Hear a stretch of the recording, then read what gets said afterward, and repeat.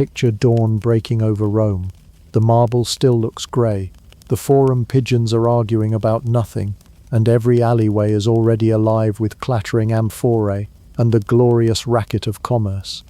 While most of the empire still yawns under wool blankets, the capital is sprinting toward breakfast, or at least toward whatever counts as breakfast when your culinary motto is, if it's chewable, it's edible. Hello, travelers. Histories do not always need to be boring. You can rest here and listen to hilarious histories to drift off to sleep. Before we continue, leave a comment to let me know when and where you are listening to this, and hit the subscribe button, but only if you enjoy what I do here. Let's begin. Ancient Rome was an eater's paradise and purgatory rolled into one. Feeding 1 million hungry citizens meant food was not just a necessity, it was a civic obsession. Forget farm to table, this was grain shipped to stomach. Each morning, the Tiber's docks became a logistical circus, barges unloading Egyptian wheat, Sicilian olives, Sardinian cheese, wheels the size of shields, sailors shouted prices, stevedores cursed splinters, and someone, somewhere, dropped an amphora of olive oil, ensuring one unlucky porter would ice skate down a cobblestone lane. Markets opened before the sun could burn off the mist. The Macellum, Rome's central food bazaar, didn't believe in quiet mornings. Picture rows of fishmongers slapping tuna onto marble slabs, like they're auditioning for a percussion band, while butchers sharpen cleavers with the cheerful menace of men who know lunch waits for no senator. Vendors hawked produce from every conquered province, figs from Africa, leeks from Gaul, peaches plucked somewhere far enough away that you're impressed they survived the journey. Street hawkers weren't shy. Fresh mullet still looks surprised to be here. Dates sweet enough to make Venus jealous. Their cries ricocheted down narrow streets, colliding with the clang of smithies and the groan of mule carts. A stroll through the Subura district was less morning walk and more oral gladiator match between the hawkers, the donkeys, and your sanity. Why such chaos? Because Rome ran on its stomach. Citizens who lived in insulae apartment blocks the size of modern regrets rarely had private kitchens. Cooking inside was a quick route to smoke inhalation and a visit from the local vigilers' fire brigade. Instead, people relied on markets and street vendors for their daily meals. When your stove is a cracked terracotta lamp and a prayer, outsourcing dinner is the rational choice. For Rome's working classes, food wasn't a leisurely affair, it was survival. Laborers needed calories, and lots of them, just to haul stones, swing hammers, or argue with tax collectors. A morning might start with a slab of coarse bread dipped in wine, because nothing says rise and shine like alcoholic carbs at 6 a.m. But by mid-morning, stomachs growled for something hotter. Enter the legions of snack sellers, chickpea fritters, honey cakes, tiny sausages of uncertain ancestry. Romans invented the second breakfast, centuries before hobbits claimed copyright. Elites played the game differently. Senators and equestrians weren't elbowing plebeians for day-old mullet.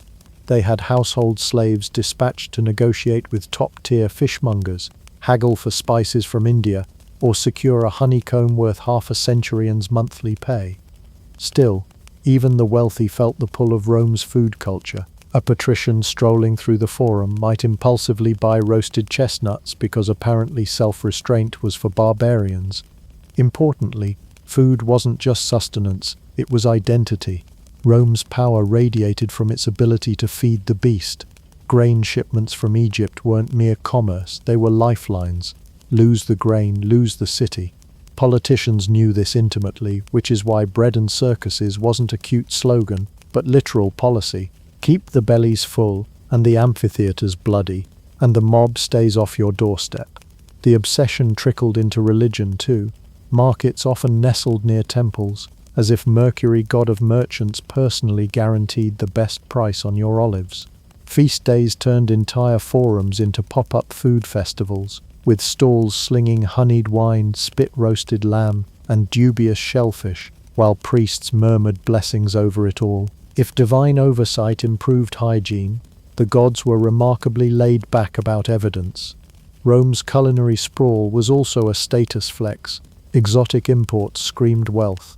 A senator nibbling on dates from Judea was effectively saying, See this fruit? It travelled more miles than you have, plebeian. Markets displayed this imperial bounty like trophies. Conquered provinces weren't just supplying taxes, they were feeding the metropolis, ensuring even a bricklayer could taste a hint of empire with his lentils. And the sheer speed. By mid-morning, the Macellum had moved more tonnage than a modern food court moves in a month. Fish that were flopping at dawn were stew by noon. Grain sellers scooped bushels into sacks with the vigor of men on commission. Bakers unloaded loaves by the hundreds, dusted in flour so fine the whole street glowed white like an overzealous bakery ad. This mania for food also bred a peculiar Roman anxiety. Hunger wasn't just unpleasant, it was civic failure. Famine riots could topple careers faster than a senatorial scandal. The urban prefect kept an eagle eye on supply chains, and governors knew delaying grain convoys was an invitation to both political disgrace and possibly a dagger from an annoyed mob. So yes, Rome loved its meals, loudly, publicly, sometimes questionably. Every morning the city reinvented itself as a buffet line fueled by ambition, conquest, and sheer stomach power. Was the food always good? Absolutely not, we'll get there. But the culture around it was unmissable. The buzz, the bustle, the relentless promise that if you could hear a hawker's voice over the braying mules, you could probably find something edible, if not exactly enviable. The good news? You'd never starve. The bad news? You might regret surviving lunchtime. If the Roman Forum was the empire's brain, its stomach sprawled in every smoky alleyway lined with popinae and thermopolia. Forget candlelight dining. This was grab a bench before someone bleeds on it cuisine. By midday, the scent of sizzling oil tangled with donkey sweat and wet clay, creating an olfactory experience modern perfumers would label desperation number 5. A popina was Rome's answer to a dive bar, minus the neon sign and plus a few more questionable decisions. Step inside and you'd find cracked walls, a long masonry counter, and rows of clay jars dahlia sunk into stone like amphorae on life support. Behind the counter, a proprietor stirring something brown that claims to be lentils, glaring at customers who dare ask what's floating on top. Patrons weren't noble senators debating Cicero's prose. They were porters, mule drivers, soldiers, gamblers, and any soul too tired or too unmarried to cook at home. The decor. Think unwashed tunic chic. The thermopolium was livelier still. Picture a Roman food court with zero signage, no sneeze guard, and the eternal hope your meal doesn't stare back. Marble counters embedded with big round pots held stews, porridge, wine, or mysterious gravies kept warm by embers beneath. There's no menu, just point at something simmering and hand over a coin, complaining. Risk a ladle glare from a cook who's been awake since dawn wrestling a goat carcass. Noise defined these spots. Dice clattered as men gambled between mouthfuls of beans. Jugglers loitered hoping for tips, while someone inevitably tested a new ballad off-key. The smell? A relentless blend of garum, charred fat, spilled wine, and yesterday's regrets baked into plaster. Once that aroma claimed a ceiling beam, it moved in rent-free for decades. Meals were pragmatic, bread dunked in thin broth, slices of cured sausage swimming in oil, chickpea mash flecked with herbs if the day was generous. Thermopolia specialized in hot and now, not Michelin-starred and memorable. Still, for laborers hauling stones under the Mediterranean sun, hot and now beat cold and empty every time. No one asked for plating finesse. If the stew didn't come with extra sand from the street, it was already a good day. Social class shaped where you perched. Popinae often doubled as hubs for the rough and rowdy dockside brawlers, gamblers, the occasional runaway slave planning poor life choices. Magistrates scolded them in edicts, claiming these taverns corrupt morals by serving wine without restraint. Translation: working men keep having fun without us. Thermopolia, by contrast, enjoyed wider acceptance. Even a weary bureaucrat might slurp lentils there if his slaves burnt dinner. The stigma wasn't about food, it was about who you might sit next to. Lighting left much to imagination. Oil lamps smoked up corners, casting every patron in flattering shades of mysterious bandit. Tables, when they existed, wobbled like frightened goats. Most diners ate standing elbow to elbow, jostling for space at the counter. Was as flexible as a centurion's day off. Want to double dip your bread in communal sauce? Congratulations, you just invented Roman friendship. Money changed hands fast.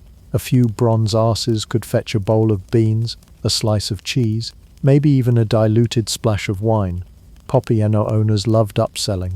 Add an egg, another as, bread thicker than your arm, 2 more, credit, not unless you fancied a lecture about honesty from a man who sells goat stew 12 hours past fresh. Hygiene hovered somewhere between questionable and actively plotting against you. Rome lacked industrial soap. A good rinse often meant a dash of vinegar and a prayer. Rodents, considered unofficial mascots. Yet regulars accepted the risk because frankly starvation was a harsher critic than dysentery. Urban fire officials occasionally cracked down on unsafe hearths, but a quick bribe or a bucket of garum usually smoothed inspections faster than you could say public health hazard. Culinary diversity thrived here. Greek immigrants hawked spiced olives, Syrian cooks stirred honey-sweetened porridge, flaunting cinnamon like liquid gold. Fishmongers, never shy, roasted tiny mullet skewers until the bones crunched like potato chips. Rome's conquests had poured ingredients into its alleys, and street cooks repurposed them into meals of varying inspiration and varying intestinal consequences. A soldier back from Gaul might crave local barley beer. Good luck, friend, you're getting wine that's seen more water than Neptune. Entertainment blurred into dining. Some Popinai hired flute girls or storytellers, others relied on rowdy patrons for comedy. A drunk shouting insults at a tax collector could draw a crowd faster than any herald. Police intervention? Rare. Unless knives appeared, officials preferred ignoring the racket. Rome thrived on noise as much as grain. These stalls shaped community. Contracts sealed over cups of watered wine, friendships forged over chickpea stew, grudges born when someone accidentally knocked over your only egg. Gossip flowed hotter than the soup, carrying news of gladiator victories, senatorial scandals, and whose cousin really deserved that mule theft charge. If you wanted to understand the Roman pulse, you didn't attend a Senate debate, you lurked at a thermopolium during lunch rush. In modern hindsight, it's easy to sneer at smoky rooms and chipped pottery, but for most Romans, these stalls were democratic dining before democracy dared dream of fast food. They provided cheap calories, warmth, and human noise against the emptiness of cramped insulae. You left with a full belly, or at least a distracted stomach, and stories you probably shouldn't repeat to your landlord. The good news? Supper was served hot. The bad news? So were the arguments, and possibly the rat skittering across your sandal. Picture a Roman dockworker's morning. He's been hauling amphorae since the city's roosters were still debating whether to crow, and by the time his stomach grumbles he has exactly 2 things: aches in his shoulders and a few worn bronze asses rattling in a leather pouch. A feast? Forget it. What he needs is a meal that won't eat his entire day's wage. Thus was born a culinary philosophy summed up neatly as coins first, flavor second, digestion optional. For the majority of Rome's population, sailors, slaves, builders, carters, time was not an ingredient they could spare. Cooking at home required fuel, space, and patience, luxuries an insular resident rarely possessed. In a tenement, your kitchen was a fire hazard, masquerading as a brazier, sharing airspace with drying laundry, screaming children, and a goat on probation. Lighting that fire meant climbing 3 flights for kindling and hoping the building didn't go up like pine resin, faster and safer to keep your stove permanently unemployed and outsource dinner. So the city catered to speed. Vendors set up at street corners before dawn with pots already steaming. Bread came in rough rounds stacked high, ready for a quick sale. A tired stevedore could slam down 2 coins and leave gnawing on wheat that felt suspiciously like sandstone but crucially wouldn't collapse the budget.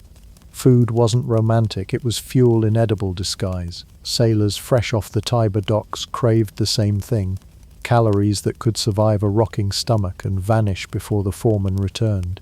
Dockside canteens specialized in what one might politely call brutalist cuisine: salted fish shards, olives with personality disorders, and stew thick enough to patch a roof.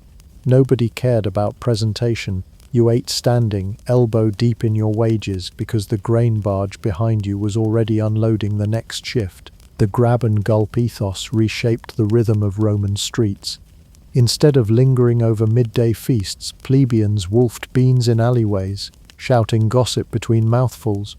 Bread was pre-scored for easy tearing. Cheese sold in hand-sized wedges, perfect for pocket smuggling. If you couldn't finish it immediately, you stuffed it into a toga fold and hoped the grease didn't stage a breakout.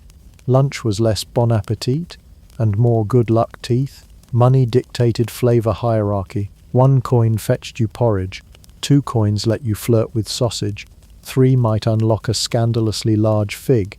Choices widened with silver. But even modest wages kept workers cycling through the same dependable staples: legumes, onions, eggs. If fortune smiled, variety was for festival days or neighbors you envied from across the stairwell. Street economics kept vendors honest-ish. Price boards, when posted, were written with all the clarity of a senator's tax return, so bartering became art. That stew's yesterday's, you'd argue, pointing at its suspicious crust. Exactly, the seller replied, aged for depth of flavor. Rome invented both the upsell and the culinary poker face. Speed meals also bled into routine. Foremen expected laborers back within minutes, not hours, so diners learned to eat at a pace that startled visiting Greeks. Swallow, wipe, back to hauling stones before your supervisor remembered he could yell. Time literally equaled money. Every missed hour meant fewer denarii, less bread tomorrow, and maybe sleeping on emptier straw tonight. Slaves navigated an even tighter timetable. Urban slaves queued for whatever their master's allowance covered, often stale rations by the time errands ended. They learnt shortcuts, memorizing which alley cook refilled bowls fastest, which baker looked away long enough to snag an extra heel of bread. Fine dining was a euphemism for no one screamed at you while you chewed.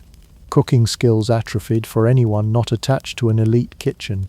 Why learn to braise lentils when a thermopolium ladles them out faster than you can light tinder?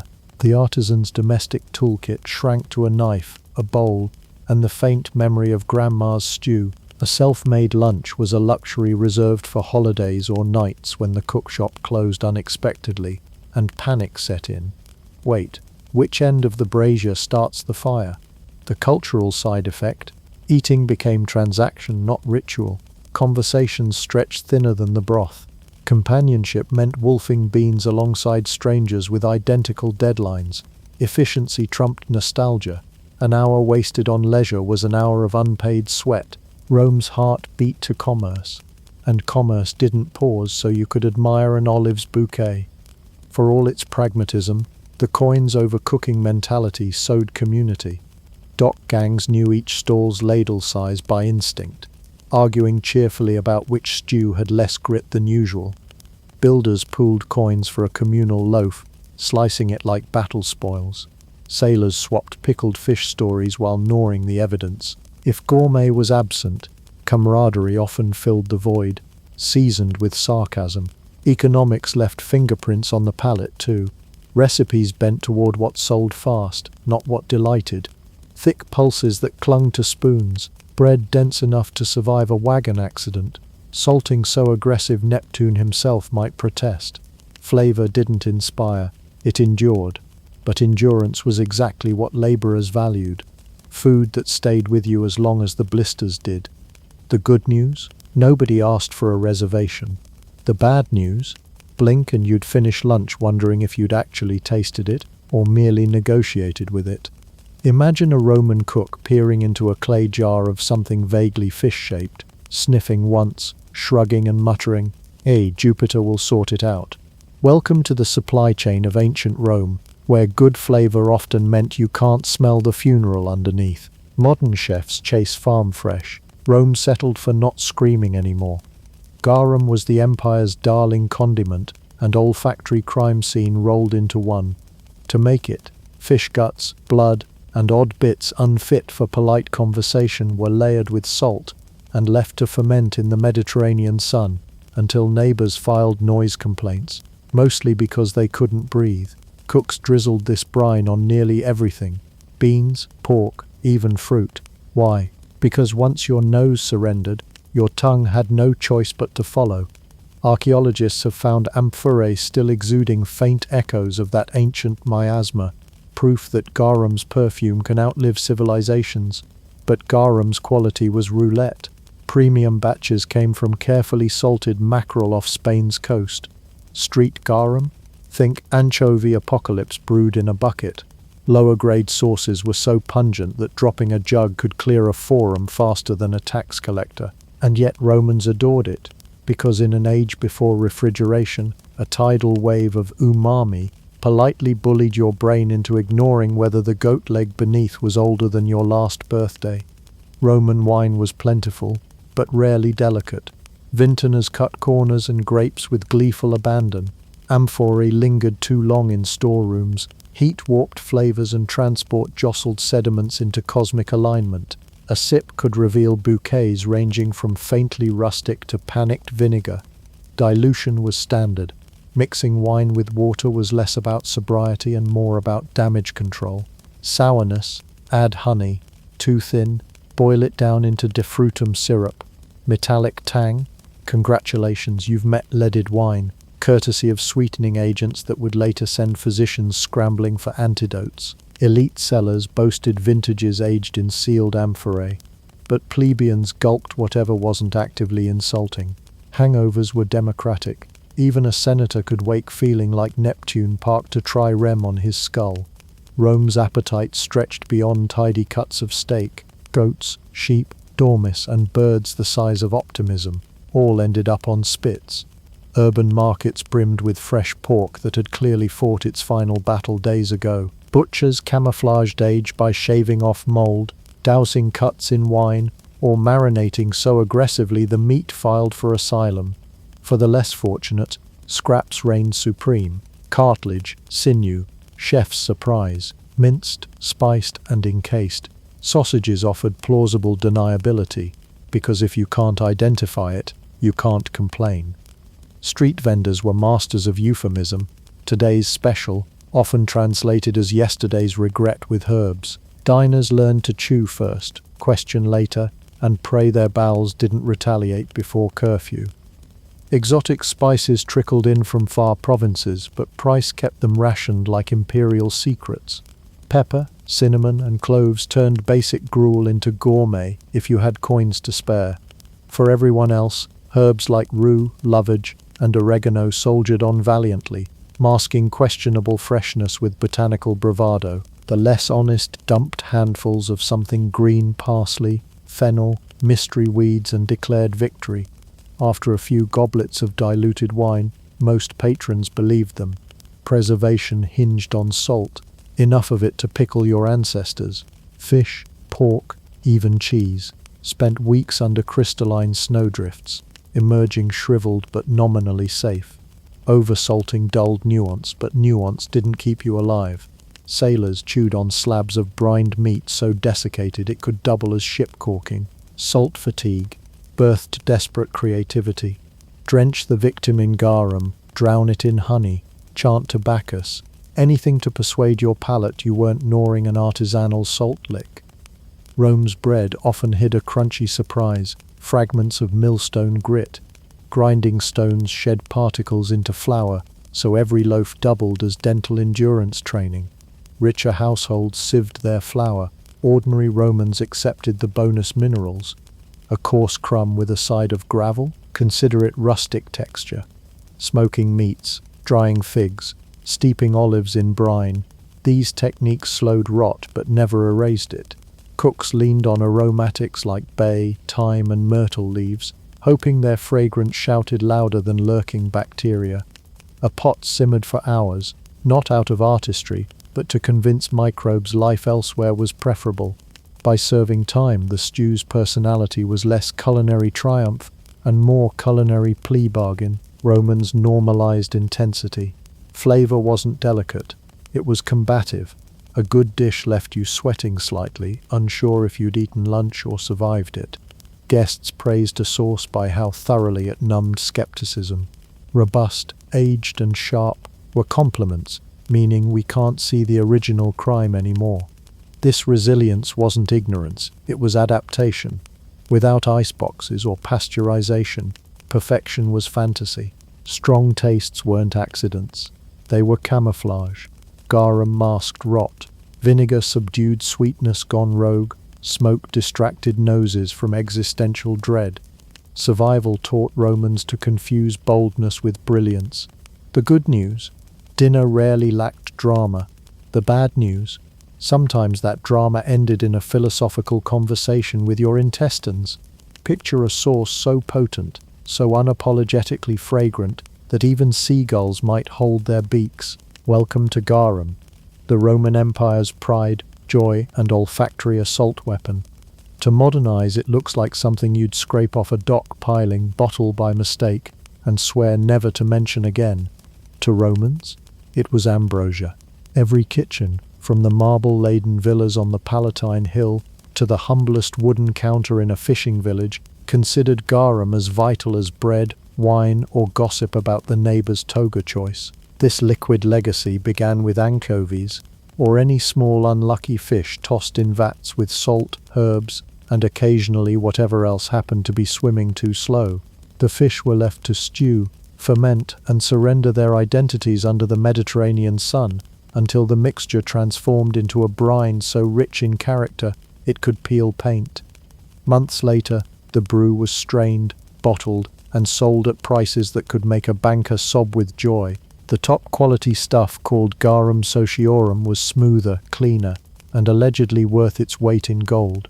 The cheap version, let's just say rats avoided it with suspicious respect. For Romans, garum wasn't merely a condiment, it was culinary diplomacy. Want to impress a senator? Drizzle garum on his oysters. Need your in-laws to stop complaining about the toughness of your mutton? Drown it in garum and wait for compliments or fainting. Its umami punch disguised every culinary sin. Questionable meats, vegetables on the brink of an afterlife, even waterlogged bread. Garum didn't just season food, it masked guilt. You could burn a roast to the texture of a roof tile, splash garum on it, and someone would murmur, "exquisite depth of flavor," before their eyes watered. The smell, however, was a separate epic. Ancient writers danced around polite metaphors, describing garum factories as not entirely unpleasant, while scheduling their villas as far from the coast as their estates would allow. Pliny the Elder, with a stoic nose, recorded that garum was the essence of all delights, though one suspects he wrote that while upwind. Archaeologists have unearthed entire production sites along Spain's southern coast, revealing vats large enough to marinate Poseidon himself. Locals in these towns must have had the world's most forgiving sinuses, or no sense of smell at all. Garum's cultural reign stretched beyond dinner plates. Physicians prescribed diluted garum for ulcers, lethargy, and even hangovers, proving that if you can market fermented fish juice as medicine, you have truly mastered persuasion. Economically, garum was a juggernaut. Amphorae filled with this liquid gold sailed across the empire, from Britannia to the Nile Delta. Merchants advertised their garum as aged to perfection, which in this case meant aged until neighbors complained to the magistrate. Shipping it wasn't without hazards. One cracked amphora, and your cargo hold became a haunted house for the nose. Despite its omnipresence, garum's magic wasn't for everyone.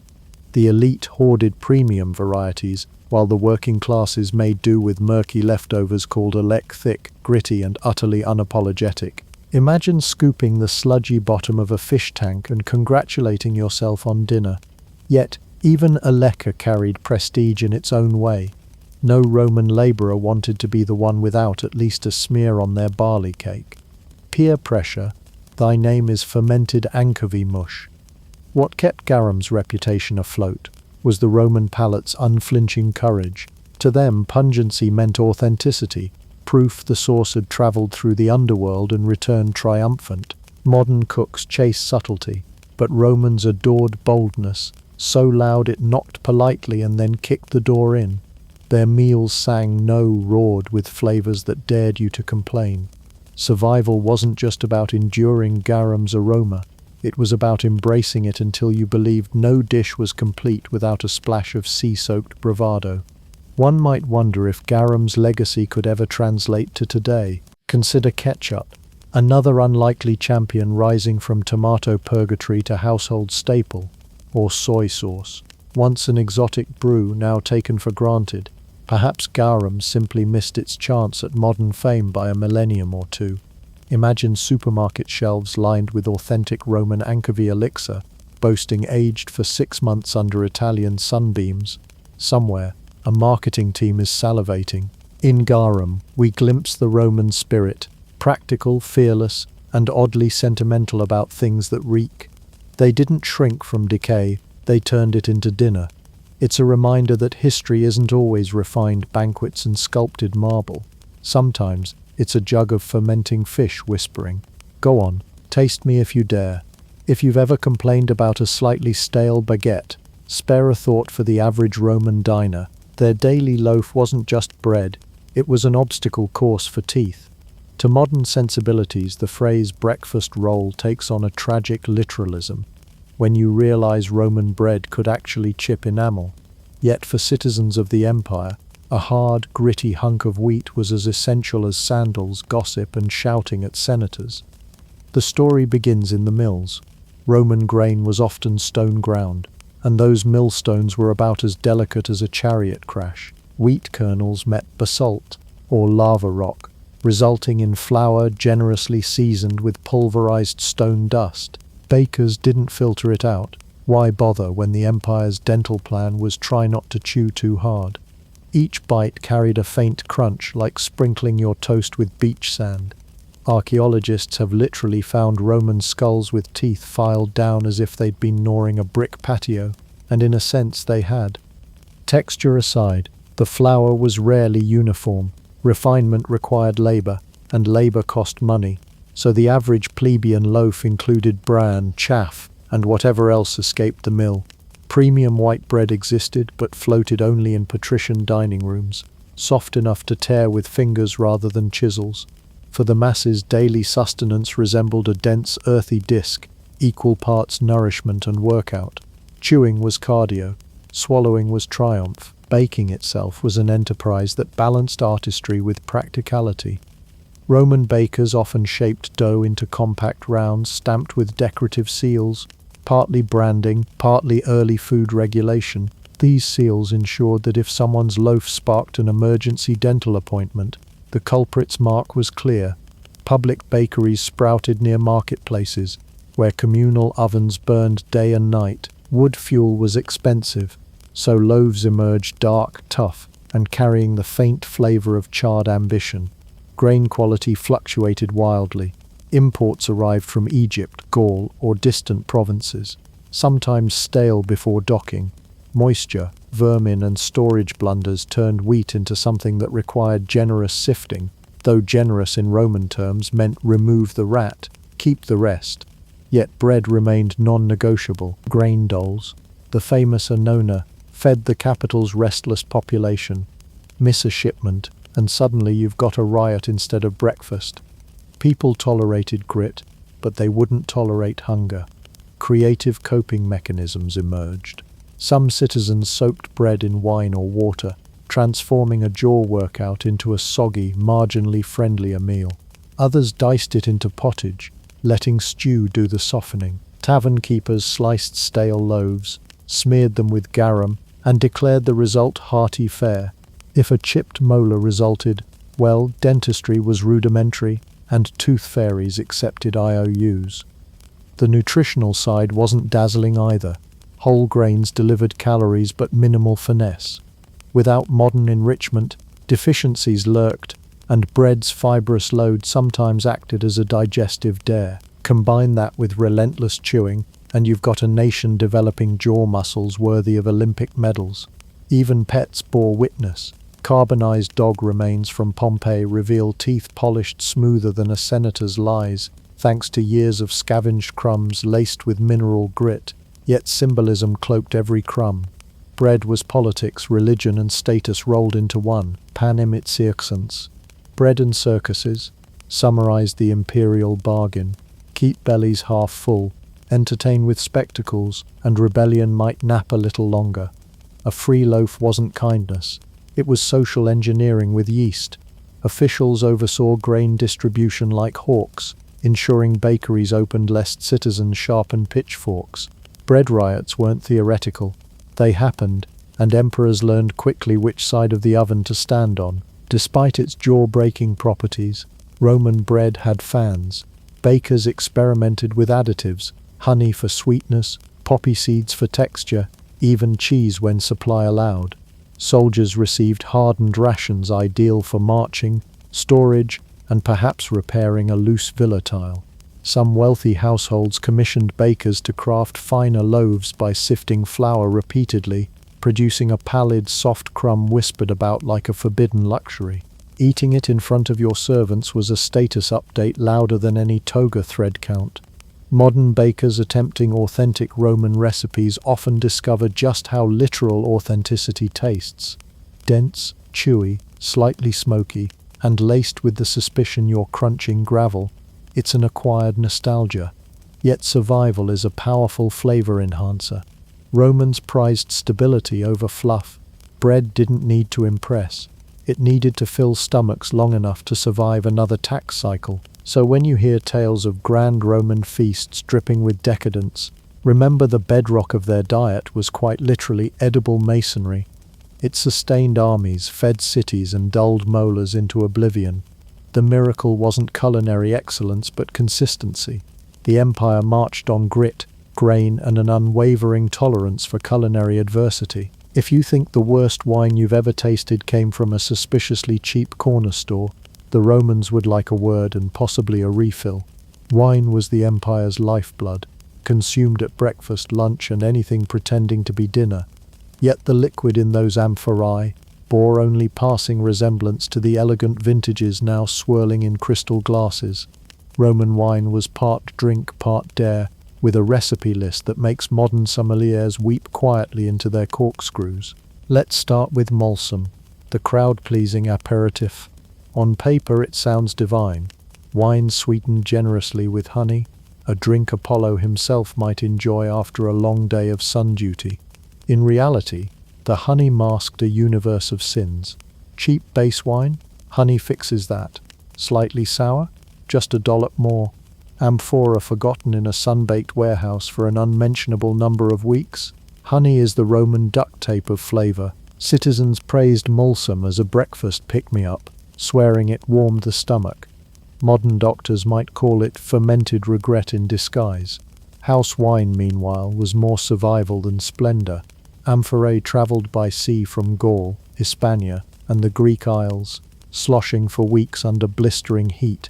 Seawater routinely sloshed in two, sometimes deliberately. Romans believed cutting wine with brine improved preservation and added vigor. A marketing spin for our Cabernet tastes like Poseidon's gym sock. For added shelf life, amphorae was sealed with pitch, lending notes of tar that no tasting wheel would classify as pleasant. Herbs and spices filled the breach where freshness failed. Bay leaves, myrtle, pepper, even rue, a bitter plant that sounds like it should accompany a legal disclaimer, found their way into amphorae. Imagine sipping a Merlot with undertones of Christmas tree and regret, and you're halfway there. Vendors bragged of aromatic complexity, meaning the stench of fermenting seawater now comes with garnish. Medicinal claims abounded: rosemary for digestion, fennel for vision, wormwood for invigorating the humors. A hangover was simply proof of its therapeutic potency, or so they swore while clutching temples at dawn. And about hangovers, Romans didn't just endure them, they collected them like civic duty. Morning after remedies included cabbage raw, chewed mournfully, owl eggs, no really, and a particularly heroic recommendation: drinking more wine to balance the humors. If that logic feels circular, so did Roman headaches. High society occasionally diluted wine heavily with water during daytime, insisting intoxication was barbaric. The working class? They embraced the haze with shrugging pragmatism. Another amphora, please. we're late for philosophy class. Sweetness obsessed the elite, dessert wines, sticky and heady, sloshed into golden cups while poets waxed about Bacchus's blessings. Fermentation wasn't an exact science, so aging was measured in let's hope last year's doesn't smell like vinegar. When sourness took over, Romans simply christened it posca, vinegar wine diluted with water, issued to soldiers and laborers as daily hydration. Posca was both punishment and privilege. You didn't love it, but you needed it. Legionaries marched continents fueled by acidic courage, swigging a brew any Napa sommelier would fling into the Tiber with horror. Wine quality mirrored class. A senator's cellar glittered with amphorae sealed tighter than Caesar's will, boasting vintages from Falernian hillsides, a label so coveted that forgeries appeared, proving that even in 50 BCE, counterfeit wine was a booming trade. Meanwhile, the alleyside tavern poured blends of questionable lineage, fortified by the belief that if it didn't kill you, it surely made you Roman. Social gatherings didn't dwell on flavor notes, but on supply. Was there enough to outlast political gossip? Production scale was staggering. Presses in Campania churned grapes into endless streams of liquid hope, staining floors and workers alike. Amphorae marked with Vinton stamps litter archaeological digs, testifying to commerce as boisterous as any olive oil trade. For merchants, wine was currency, diplomacy and bribe rolled into one. An emperor's favor could be wooed by gifting a prized vintage, though flattery rarely stopped the aftertaste. Yet for all its quirks, Roman wine culture thrived because expectation matched reality. Grapes were abundant, storage rough, and palates calibrated to survival over subtlety. Flavor wasn't the measure of success, availability was. Wine turned bad, salvage it. Sweeten spice or dilute until it sang or at least hummed vaguely. Toasts rang out anyway, praising Bacchus for courage and conveniently ignoring the amphora's bouquet of brine, tar, and herbal mystery. Modern enthusiasts recreating Roman recipes often report notes of ancient shipwreck and a finish like salted prune juice, but therein lies its charm. The empire's motto might as well have been, "When life gives you vinegar, call it vintage." Wine anchored daily life, binding farmer to emperor in a shared haze of fermented compromise. So while a modern sommelier swirls, sniffs, and declares hints of blackberry, a Roman would shrug, pour another cup, and mutter, "At least it isn't straight water, cheers." Step into a bustling Roman market at midday and you'll hear two things immediately: merchants shouting deals and the unmistakable sizzle of something being fried that smells ambitious. Follow your nose to a wooden counter where coils of sausage glisten under the Mediterranean sun, daring you to guess what animal signed up for this. The answer? Likely whichever one didn't get out of the corral fast enough. Roman sausages, or farcimina, weren't dainty charcuterie rounds trimmed with rosemary. They were survivalist pragmatism stuffed into an intestine. Butchers faced daily dilemmas: yesterday's leftover meat, trimmings nobody wanted, livers glancing nervously at expiration. Solution? Chop, salt, spice, and shove it all into a casing before anyone asked too many questions. Texture was varied, flavor was assertive, and labeling laws were non-existent. It wasn't all chaos. Some recipes bordered on artistry. Wealthy households ordered sausages flecked with pine nuts, pepper, even imported spices when trade winds cooperated. But walk a few blocks into the plebeian quarter, and you met links that could double as interrogation tools. Pig, goat, fowl, sometimes all three in a single bite, mingled with breadcrumbs, herbs, and the occasional mystery chunk no one admitted to. If it chews, it stews, was practically policy. Curing methods ranged from competent to may the gods protect your bowels. Salt preserved meat admirably until humidity and laziness joined forces. Some vendors hung strings of sausages in smoky corners, hoping flavor beat mold in a foot race. Others sold fresh links so questionably fresh you could swear one twitched. Consumers developed iron stomachs, trusting the frying pan's heat as their main insurance policy. Legionaries carried dried sausages on campaign, chewing protein bars made of equal parts grit, grease, and blind optimism. Market theatrics didn't help confidence. Popinay hawkers flipped sizzling coils on griddles, blackened by 1,000 lunches, their aroma masking the hint of yesterday's goat shoulder. Best sausage in Rome, a vendor might yell, sidestepping questions like best what. Amphorae of garum stood nearby, ready to baptize every serving with fishy bravado, transforming mediocrity into savory excellence. Diners simply shrugged, better salty ambiguity than an empty stomach. Risk came baked or stuffed into the experience. Intestinal casings weren't sterilized by modern standards. A rinse and a prayer sufficed. Overstuffing led to bursts mid-fry, spraying evidence of ingredients best left unidentified. Patrons accepted this with a fatalistic humor. If I survive lunch, the gods favor me. Writers joked about mystery meat on a string, though satire fades when tomorrow's breakfast depends on it. Yet sausages flourished for good reason. Portability was king in a city where work often outlasted daylight. Sausages traveled well, required no fork, and paired brilliantly with a cup of cheap wine or a hunk of basalt masquerading as bread. Street corner philosophers debated ethics while gnawing links, unconcerned whether their snack contained goat or divine mystery. For legionaries, cured sausage was the perfect ration. Light, dense, and capable of surviving a Mediterranean crossing without dissolving into regret.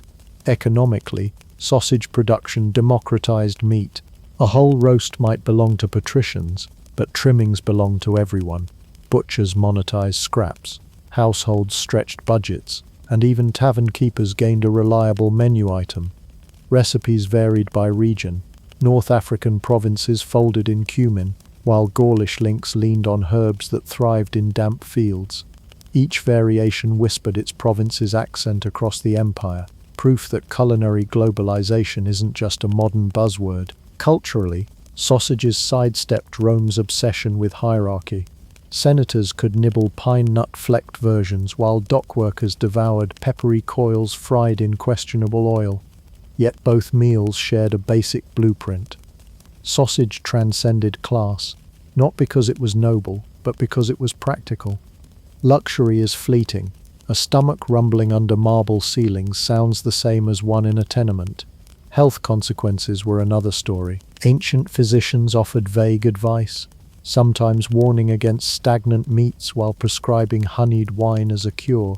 Food poisoning masqueraded as divine displeasure, and questionable sausages occasionally cleared schedules for days.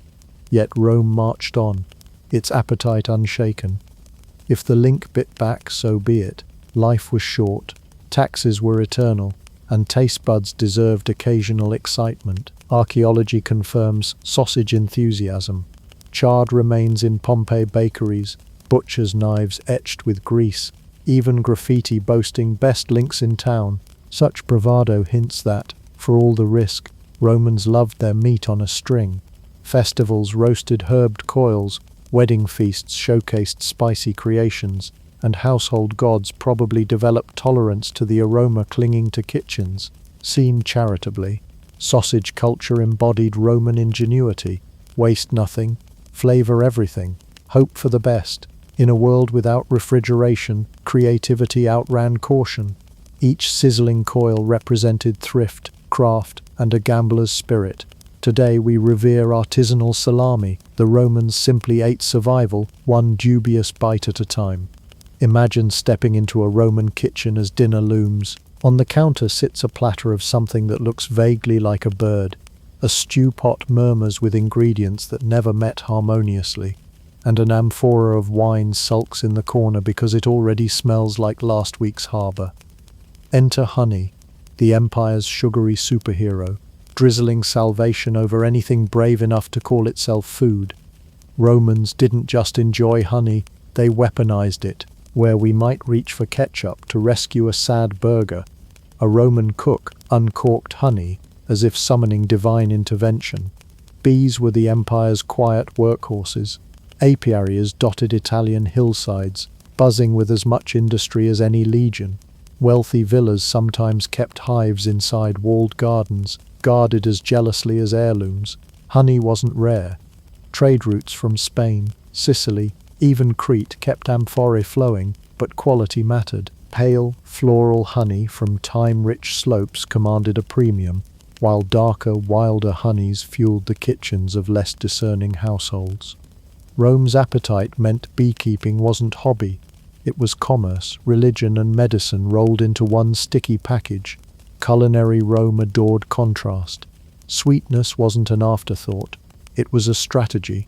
Honey made appearances in meat marinades, wine cups, porridges, even seafood dishes that modern palates might politely decline. A roast kid goat, brush it with honey, because char plus sugar equals dinner worth boasting about. Lentil stew teetering on the brink of blandness, honey swirl and a handful of pepper.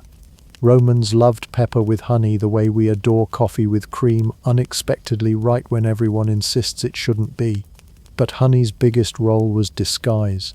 Without refrigeration, fresh was a concept more aspirational than factual, slightly off lamb. Honey glaze it, fish aroma drifting toward mutiny, honeyed sauce to the rescue. Scribes like Apicius, the Julia child of his day, recommended generous drizzle across recipes that today's health inspectors might label condemned. Honey mellowed bitterness, muffled sourness, and whispered reassurance that your teeth weren't crunching a mistake. Street food vendors joined the sticky chorus. Thermopolia ladled honey into barley porridge, transforming budget carbs into energy bowls. Tavern keepers laced thin wine with honey to pass it off as mulsum, the brunch mimosa of its age. Bakers brushed rolls with honey before shoving them into smoky ovens, selling gloss and sweetness in equal measure. Children gnawed honey cakes at festivals, sticky proof that even in antiquity sugar rushes were universal. Medicinally, honey carried nearly mystical status. Physicians prescribed it for coughs, wounds, melancholy, and imbalanced humors.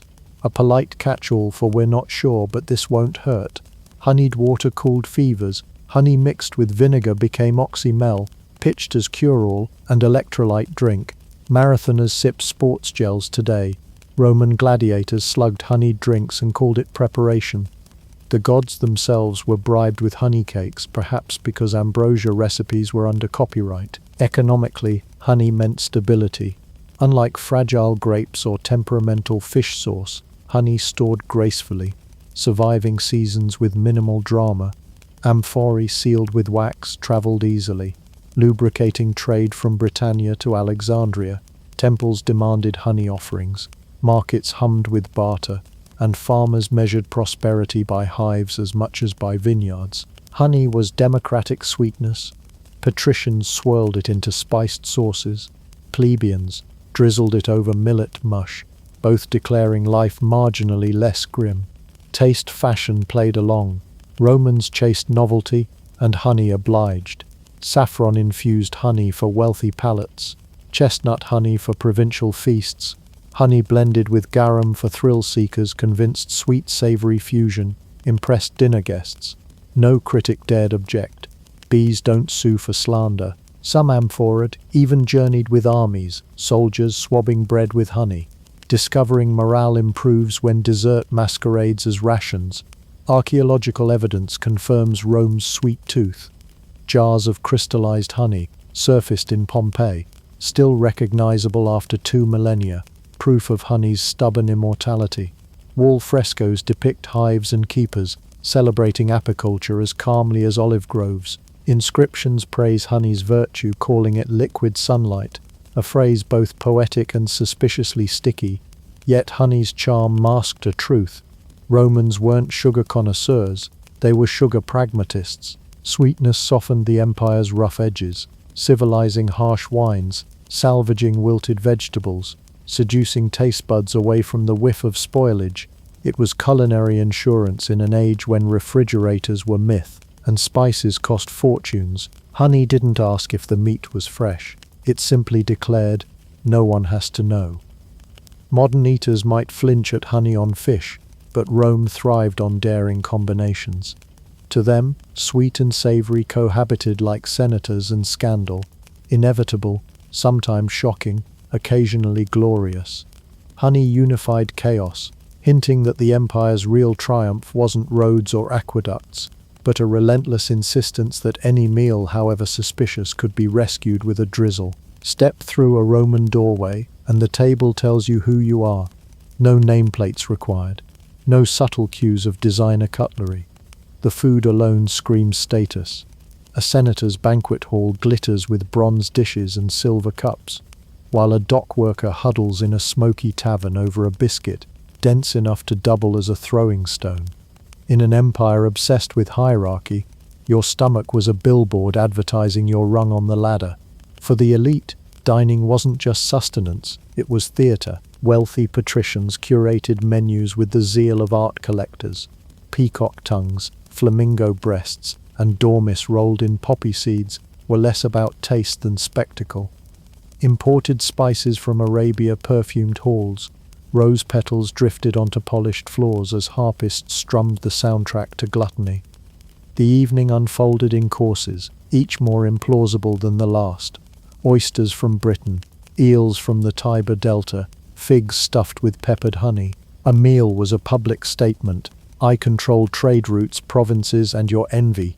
Slaves darted between couches, refilling cups of Falernian wine older than some guests. Diners reclined on couches, nibbling tidbits from silver platters while debating philosophy, and whose cousin was recently exiled. The host's reputation rested on opulence. Skimping risked whispers. Did you taste that? Barely 2 larks per plate. Tragic.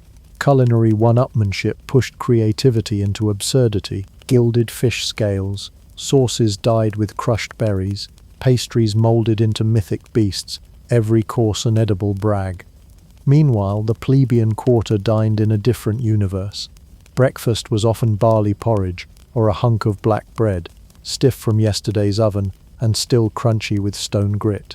Lunch might be olives, a shred of cheese, or a leftover sausage link if fortune smiled. Meat appeared rarely, celebrated like a festival. Fish bones in stew were acceptable seasoning. Vegetables, cabbage, leeks, chickpeas, anchored most plates, boiled into submission in cracked pots while garum provided the illusion of depth. Wine, if present, was diluted vinegar brew called posca, a bracing reality check disguised as hydration. Street vendors bridged gaps. A dock worker might spare coins for a bowl of lentils simmered in herby broth, warming hands against the clay dish. Thermopolia ladled stews at lightning pace. No couches or harpists, just the chatter of sailors and the slap of coins on counter. Meals were functional, filling, and indifferent to presentation. A senator's peacock required 2 hours of carving flourish. A mason's barley cake vanished in 4 bites before the next shift whistle. Economics drew these culinary fault lines. Grain doles subsidized the city's poor, ensuring no riot starved on an empty belly. Yet subsidies stopped at flour. If you wanted lamb, goat, or peppercorns from India, prepare to pay or live vicariously through gossip of someone else's feast. Elite estates boasted private gardens and fish ponds, guaranteeing supply and flaunting independence from market chaos. A freedman with ambition might mimic delicacies on a budget, stuffing humble thrush instead of pheasant, but the illusion fooled no one. Rome's palate recognized rank, social rituals deepened the divide. Patricians lingered for hours, toasting lineage and plotting alliances between bites of honeyed figs. Conversations about Cicero's latest treatise unfolded between delicate sips of spiced wine. For commoners, meals ended when the bowl was empty, or the foreman's shout echoed. Leisure was luxury, and chewing time often competed with survival. Guests at elite tables debated stoicism while slaves silently cleared dishes. Plebeians debated whether the landlord would raise rent again, yet aspiration simmered. Freedmen newly wealthy from trade threw imitation banquets, borrowing grandeur one platter at a time. They hired cooks, schooled in elite kitchens, flaunted imported pepper, and prayed no one noticed the amphora of wine tasted suspiciously like last week's harbour. Cultural gravity pulled everyone toward excess, proof that Rome's true sport was social climbing with a fork.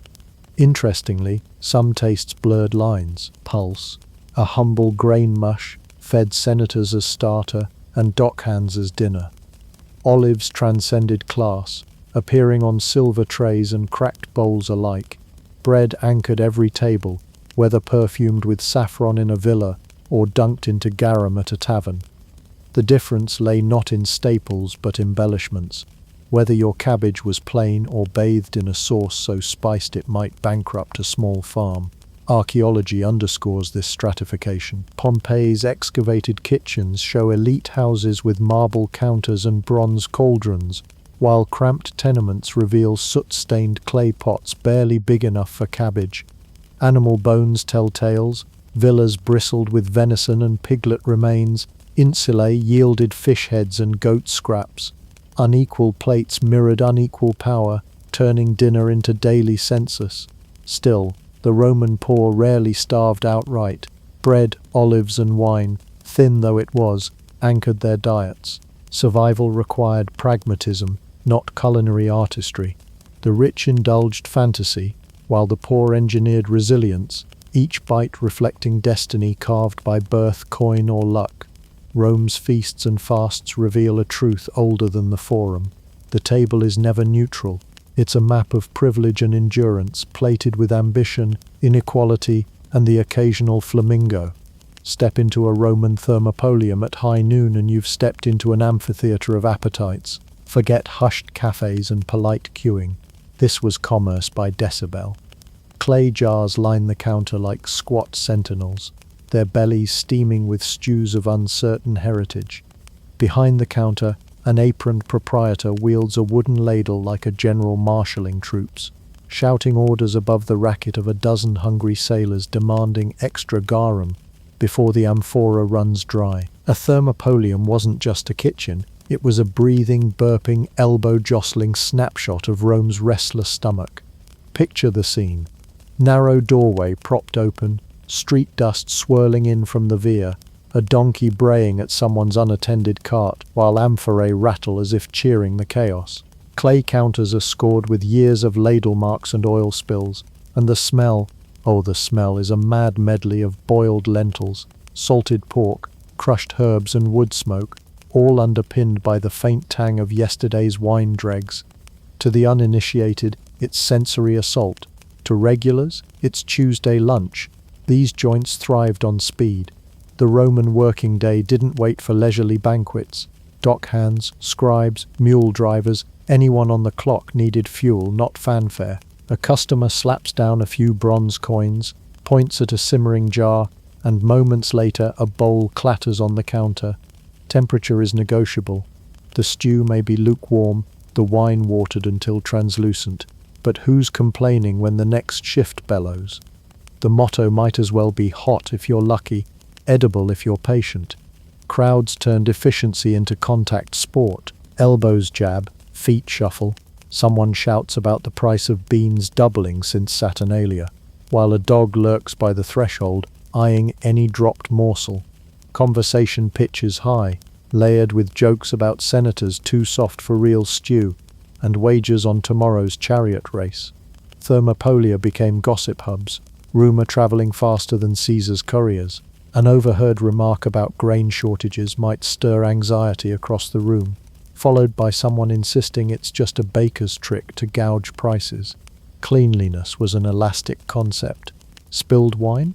Swipe it with a rag that hasn't been laundered since Augustus was a boy. Crumbs on the counter? Wipe with a scrap of bread, feed it to the goat outside, problem solved. Rodents? A shrug and another ladle full of stew. Roman tolerance for grime would make a modern health inspector faint. But pragmatism trumped sterility. The crowd wanted full bellies, not polished marble. Despite the mess, there was craft in chaos. Proprietors knew their clientele. Dock workers craving protein-heavy pulses, scribes preferring lighter fare to stay awake through scrolls. Spice blends were adjusted by instinct. A pinch more cumin if the beans were bland, a splash of vinegar to disguise meat, edging towards senescence. A lucky cook might stumble on a recipe that kept regulars loyal, turning his dingy corner stand into a local legend whispered about across insulae stairwells. Architecture mirrored utility. Counters built from volcanic stone or brick, dolia, sunken jars embedded flush with the surface to keep stews warm over embers hidden beneath. A shelf displayed bread rounds like edible currency, ready for dunking. Oil lamps smoked against soot-stained walls, casting shadows over inscriptions that might advertise lentils fresh today or scrawl prices in hurried chalk.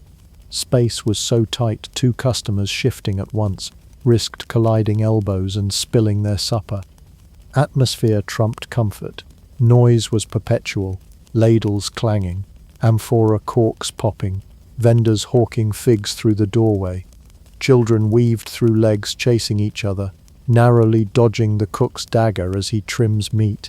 Any notion of personal space dissolves in the steam, and yet, for many Romans, this shoulder-to-shoulder cacophony was community. The thermopolium stitched strangers into fleeting camaraderie, sharing condiments, trading quips, lamenting taxes, even matchmaking over spilled wine. Occasional scandals sparked intrigue. One day's stew could be yesterday's leftovers dressed in fresh herbs, and nobody blinked. Inspectors existed, but were either overworked or generously persuaded to overlook minor infractions. Patrons developed selective trust, some stalls known for honest broth, others infamous for mystery meat, yet still doing brisk trade because hunger trumped suspicion. Complaints were futile when 10 customers waited behind you, coins ready. Economically, thermopolia lubricated Rome's daily engine. Not everyone owned a kitchen. Insular dwellers often lacked proper hearths, so street dining was necessity, not luxury. A day's wage might stretch across 2 bowls of chickpea stew, a heel of bread, and a thin splash of wine. Cheap, filling, and mercifully fast, these stands freed laborers from cooking drudgery and kept industry humming. Culturally, they blurred class lines in fleeting moments. A freedman flush with recent success might rub elbows with a sailor. A scribe might chat with a porter. Hierarchy softened under shared hunger, even if just until the bowls emptied. No couches or silver platters, just honest stew and communal steam. By nightfall, scraps fed animals, wine jars leaned empty against walls, and the counter bore scars of another day's rush. The proprietor banked his coins, wiped his brow with the same rag, and left the dolia uncovered to cool tomorrow's lunch, beginning its slow, smoky resurrection. By the late Republic and well into the Empire, bread had stopped being a domestic labor of love and started acting more like an industrial conspiracy.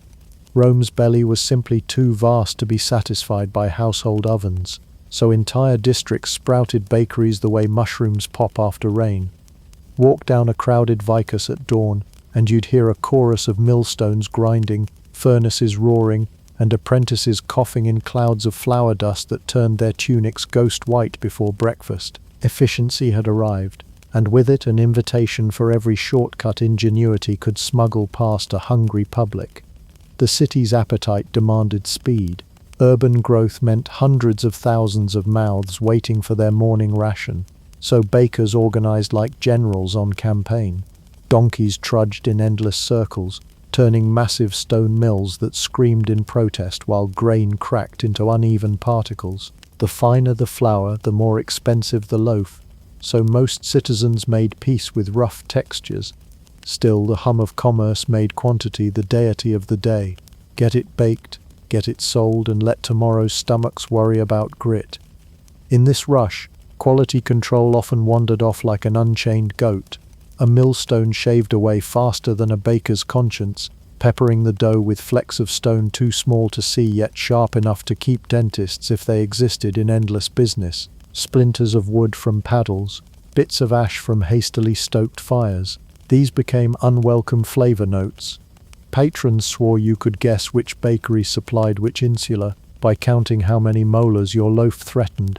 Mass production also magnified Rome's rodent problem. Grain warehouses were a paradise for mice and worse. When you're unloading barges of Egyptian wheat under the watch of a sweating foreman, you aren't pausing to chase every squeaking intruder. By the time sacks reached the mill, droppings and gnawed kernels were a grim inevitability. Most bakers did their best to sift, but best at 3 a.m., after grinding 50 modibus of grain, meant shrugging, muttering heat will kill it, and kneading on. Some unlucky loaves arrived at market with bonus protein you never ordered, baked so thoroughly it merely added texture. Rome's poor joked that bread came in two varieties, crusty and crunchy. Lines at popular bakeries wound down alleys before dawn. Customers jostled for position, slamming cestati on counters slick with flour paste, arguing over whether today's batch looked smaller than yesterday's. Bakers shouted over the din, flipping loaves from massive peels onto wooden racks. Steam rose from open mouths of furnaces like dragons yawning, carrying the perfume of toasted grain and occasionally a faint whiff of over-browned vermin. Yet nobody turned away. Hunger has a way of silencing suspicion, especially when the price is right and your stomach growls like a legion's war horn. Government quotas complicated matters. Grain doles, funded by imperial coffers, guaranteed a steady river of raw wheat into the city. Bakers licensed by the state had incentives to produce vast quantities, sometimes shaving off niceties like long fermentation or careful proofing. A rushed loaf was denser, heavier, but filled the gut. Rome measured success by bellies quieted, not palates delighted. The poetry of warm airy crumb belonged to private villas. The average pleb got something between edible masonry and ballast. This industrial rhythm dulled artistry. Old-school bakers lamented the decline of soul in bread, reminiscing about kneading by feel rather than timetable, letting dough rest overnight to coax subtle sweetness. Their laments were drowned by the roar of commerce. Rome prized reliability over romance. Citizens wanted assurance that, ration day or not, they could grab a loaf and move on. In chasing efficiency, the bakeries birthed an almost military precision rows of identical shapes, stamped with insignia to prove civic legitimacy, sometimes branded with a patron's name like edible propaganda. Hygiene teetered between aspiration and accident. Flour coated every surface, mixing with sweat and stray hairs, drifting into amphorae, storing water for steam injection. Apprentices often slept near ovens to catch early orders, leaving blankets shedding fibers perilously close to dough troughs. Wood shavings from fuel piles found their way into cracks of benches, and the frantic sweep and dump routine before dawn did little more than relocate grime. Customers accepted the imperfections with a shrug. At least it's fresh. Ironically, this machinery of mass bread kept Rome functioning. Without it, riots were only a missed shipment away. Grain fleets from Alexandria docked at Ostia, warehouses overflowed, mule carts creaked toward the city, and bakery furnaces glowed like embers of stability. Yet the same mechanism robbed bread of intimacy. Loaves no longer whispered of hearths and mothers, they shouted of quotas and labor schedules. Eating became transactional, a pause in the urban stampede rather than an event to savor. Still, jokes flourished. Satirists mocked loaves so stiff they could patch the Colosseum. Poets griped that chewing Roman bread sharpened teeth better than whetstones. A citizen biting into an especially gravelly hunk might mutter that the baker added a little forum pavement for flavor. Humor softened the hard edges. Literally, bread was sustenance, not a sonnet. And as long as bellies filled, outrage rarely surpassed an eye roll. When twilight fell, bakeries cooled, racks emptied, and exhausted apprentices scraped scorched crumbs from the floor to feed the pigs. Tomorrow the grind would resume, mills turning, fires stoked, rodents plotting. Rome's grain empire ensured survival, but artistry drowned beneath the tide of demand, leaving posterity with loaves as forgettable as they were indispensable. Picture an invitation arriving by slave runner, sealed in wax and perfume so heavily it could knock out a passing mule. Tonight, your patron is hosting a cena worthy of the gods, or at least of senators desperate to look like gods. Rome's elite measured prestige by table length and amphora count, and no one with aspirations dared decline. If you belonged to the inner circle, you donned your whitest toga and rehearsed compliments about the host's ancestry, hoping neither your seat assignment nor your stomach betrayed you before dessert. Cross the atrium threshold and you're hit by spectacle. Torches flicker on marble, musicians pluck lyres with studied nonchalance, and servants scuttle like stagehands in a farce, balancing trays taller than their ambition. A banquet wasn't merely dinner. It was social theatre where every ladle of wine whispered, "Observe my power." Couches ring the triclinium, angled for maximum display of rings, wit, and calculated indifference to the cost of that giant silver platter bearing something suspiciously pink and feathery. Was that a flamingo thigh? Courses parade with exhausting enthusiasm. First, delicate eggs sprinkled with herbs, olives from Batica gleaming like jewels, and a drizzle of imported honey to suggest refinement. Then heavier waves roll in. Stuffed dormice. Yes, rodents seasoned to taste like ambition. Roasted boar scented with imported pepper. Peacock tongues arranged so artfully you almost forget you're eating language itself. Each dish arrives trumpeted by servants, its description inflated like a senator's expense account to the host. Variety equaled status, and gluttony disguised itself as hospitality.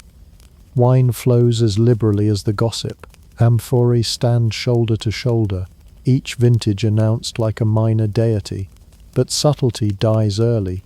Romans mixed wine with everything: herbs, seawater, resin, even chalk if the amphora was musty. Cups are replenished faster than common sense, and conversation grows slurred. Toasts multiply, to the emperor's health, to victory in Parthia, to the charioteer who miraculously survived that last pile-up. Guests cheer, sip, and tip precariously against cushions, half convinced they're charming, wholly unaware they're shouting. The room grows hotter, louder, riskier. Musicians switch to frantic tunes, dancers whirl dangerously close to platters of eels, and a philosophical debate over stoicism mutates into an arm-wrestling contest. Perfume mingles with roasting meat, clashing into an olfactory battle that spares no nostril. Somewhere a senator attempts poetry rhyming Caesar with amphora, while a guest hiccups through applause. The banquet has achieved liftoff from civility, soaring toward orbit around excess.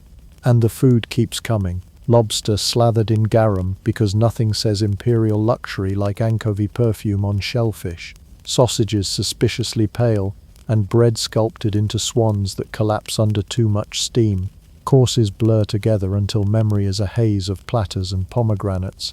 Guests loosen their belts, or, if bold, simply discard dignity and recline deeper, letting gravity dictate pace. A slave whispers whether you'd prefer Mulsum sweetened wine or a quick exit to the courtyard before the next tidal wave of stew. Then comes the aftermath. Vomitoria myths claim entire halls were built for purging, but truth is more mundane: convenient exits and an understanding that some guests needed air. Still, polite fiction held that leaving briefly was perfectly acceptable, especially if your toga was straining like a catapult rope. Overindulgence wasn't shameful. Failing to endure was. Hosts prided themselves on testing limits, measuring prestige in groaning tables rather than praise. Your survival was its own status symbol. Conversations decay into boastful confessions. One patrician claims he imported oysters still breathing from Massilia. Another swears he spent more on saffron than on his sister's dowry. Laughter bubbles. Sloshing wine joins the mosaic floor, and somewhere a slave grimaces, already calculating tomorrow's cleanup. By midnight, half the guests hover between revelry and regret, debating whether the ceiling is spinning or merely showing off its fresco. Morning is no gentler. Senators stagger toward the forum pale as marble, clutching skulls like battle wounds. Business proceeds at half speed, decrees postponed for reflection, while everyone privately vows moderation that will evaporate by the next invitation. Hangovers were practically civic badges, proof you networked successfully, even if your liver filed for retirement. Poets sneer about decadence, moralists shake scrolls, but the wheels turn again because banquets are Rome's social glue. However sticky, behind the shimmer, servants endure the brunt. Kitchens roar until dawn, amphorae drained, crumbs swept, scraps bartered. For them, glamour means sleepless nights, and the lingering aroma of overcooked mullet in their hair. Hosts tally expenses that rival provincial taxes, but reputations thrive on spectacle. A single memorable feast buys months of whispered admiration, justifying every hangover the following day. Banquets distilled Roman contradiction, sophistication wrestling with excess, artistry wrestling with indigestion. To dine among the elite was to witness culture gilded by hubris, proof that appetite could masquerade as grandeur. Beneath the silver platters and orchestrated laughter lurked the truth. Rome's love affair with abundance often ended in a duel with the stomach, and rarely did the stomach win. If a Roman dinner host wanted to shout, "I have arrived," without saying a word, he didn't commission a bust or sponsor new paving stones. He bought birds, lots of them, preferably tiny and inconvenient. Thrushes, starlings, even sparrows became culinary currency, their wings clipped not just for roasting but for status. Forget utility. Nobody went home full on a plate of beaks and bones. The point was the spectacle. The rustle of feathers whispering, "My pockets are deeper than your senator's toga folds." Step into a villa mid-preparation and you'd find kitchen slaves plucking a feathery mountain, muttering prayers that their fingertips survive the day. Amphorae of wine sweat in the corner waiting for their cue, while the air smells equal parts barnyard and bravado. These birds didn't sing, they signaled. Each thrush skewered over the coals was a line in the social script, proof that your host could afford to turn flocks into conversation starters. Acquiring the little luxuries was its own theatre. Birdcatchers, stationed in orchards and marshes, lured unsuspecting songbirds with grain scatterings, snapping nets closed faster than gossip spreads on the Palatine. They trundled cages into the city, hawking fresh thrushes for tonight's triumph, to matrons determined to outdo their neighbors. Wealthy households employed buyers whose sole mission was securing birds delicate enough to impress yet numerous enough to cover half a mosaic floor in crumbs by evening. Cooking them was less about flavor and more about theater. Recipes advised stuffing birds with spiced paste, drenching them in honey, or layering them in fig leaves for dramatic reveal. But the meat itself? A few mouthfuls at best, stringy if overdone, greasy if not always requiring more effort than satisfaction. Guests gnawed, grinned, and pretended to detect notes of orchard breeze, all while angling for the next platter. Dining on thrush was performative, like wearing a laurel indoors. It said something, even if no one was sure what. The smell, however, was unmistakable. Roasting dozens of tiny carcasses at once produced an aroma somewhere between a campfire and an aviary. Incense burners strained valiantly, belching clouds of frankincense and myrrh, but the mingled scent of charred feathers clung to drapery like an unwanted houseguest. A seasoned diner accepted that leaving a banquet meant smelling faintly of roast aviary for hours. Satirists joked that a truly fine feast could be tracked by nose from 3 insula away. Economics played its part. For the wealthy, birds were the perfect vanity purchase. Small enough to seem frivolous, expensive enough to prove you didn't care. Rarer species, nightingales or quails, fetched absurd prices, especially during festival seasons. Letters from exasperated estate managers survive, lamenting another shipment of larks, draining accounts better spent on repairing irrigation ditches. But fashion trumps fiscal prudence, and a table strewn with skewers announced relevance louder than any speech in the Senate. Social dynamics thickened the stew. Guests measured their host's commitment by abundance. A dozen birds implied moderation, 100 shrieked opulence. Ambitious climbers counted skewers like coin, weighing alliances against leftovers. Patrons whispered deals between mouthfuls, promising contracts or appointments while picking wishbones clean. The meal wasn't about nourishment, it was networking disguised as nibbling.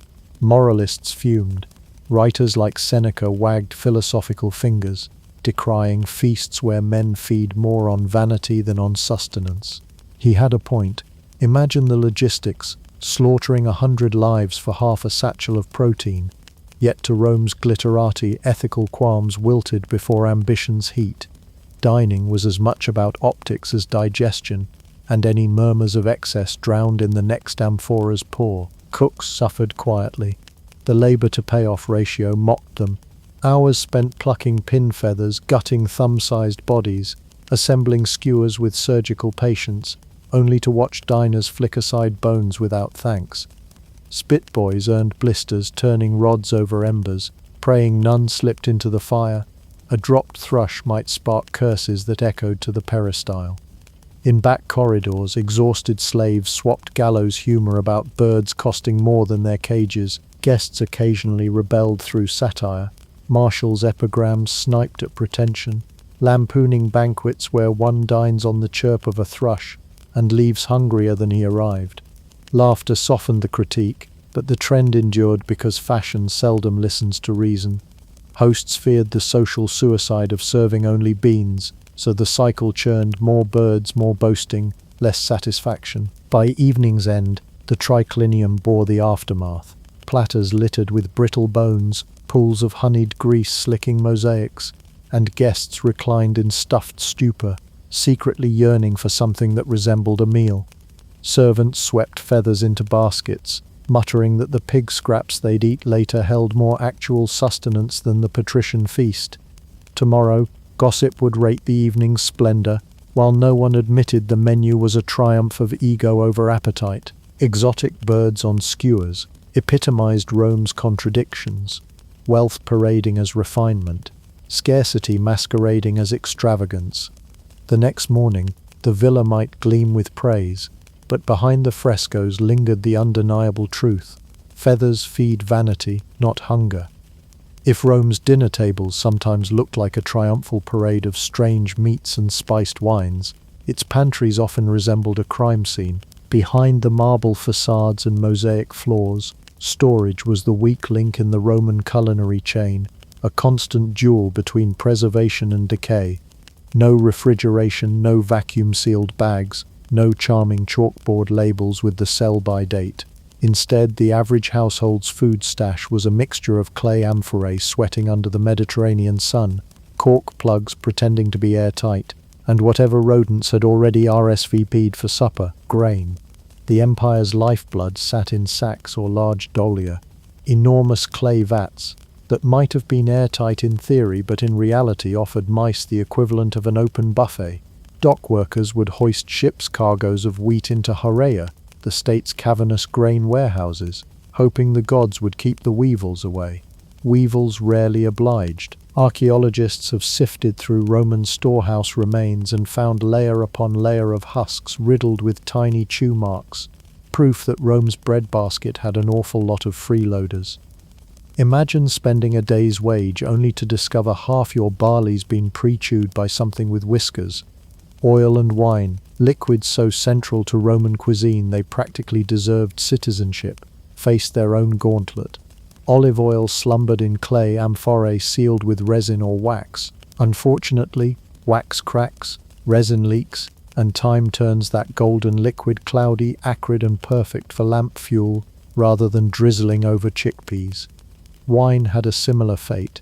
Amphorae were stacked in cellars or partially buried to keep them cool. But Rome's summers were relentless, and fermentation didn't always behave politely.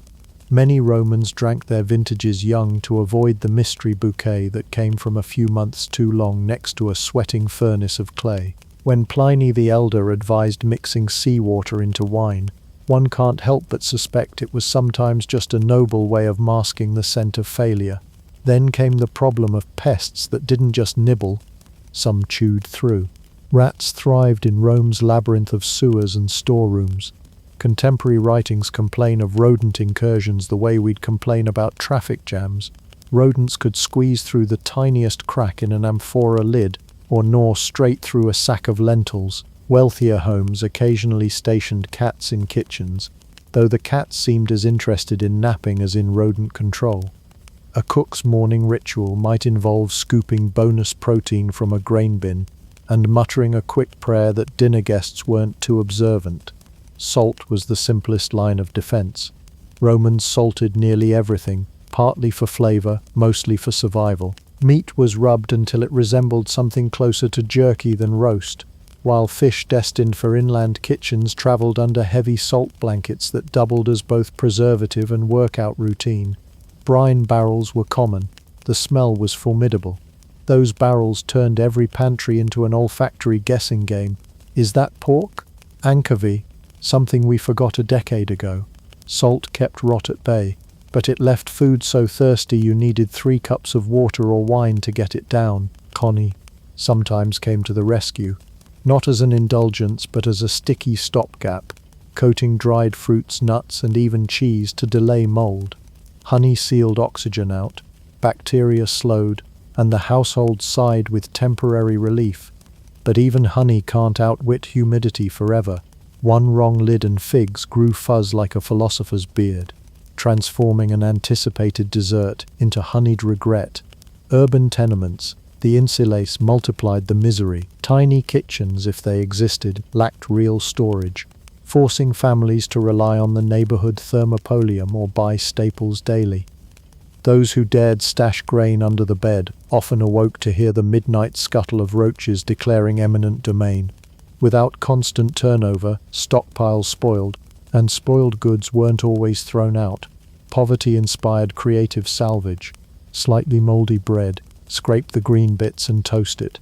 Olives with questionable odor, soak in more brine and hope your nose is exaggerating.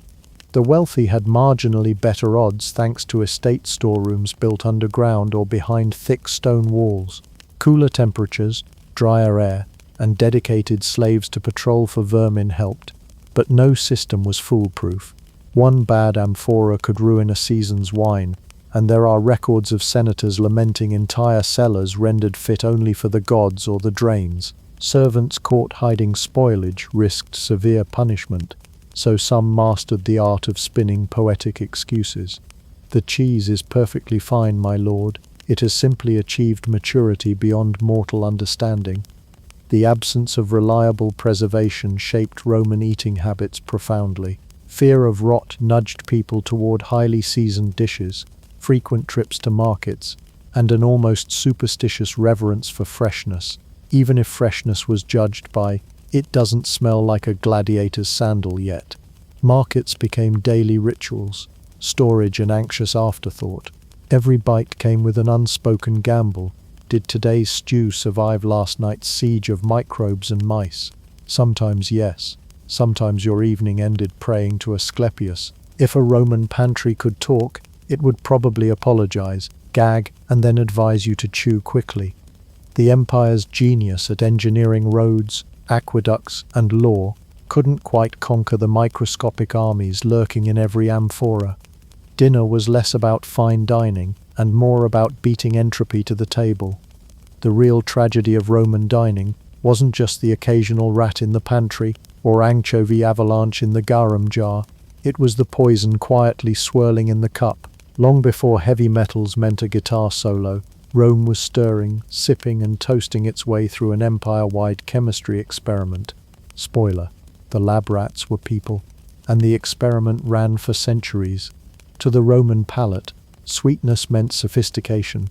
Unfortunately, cane sugar was rarer than an honest tax collector, and honey, while prized, was costly and temperamental.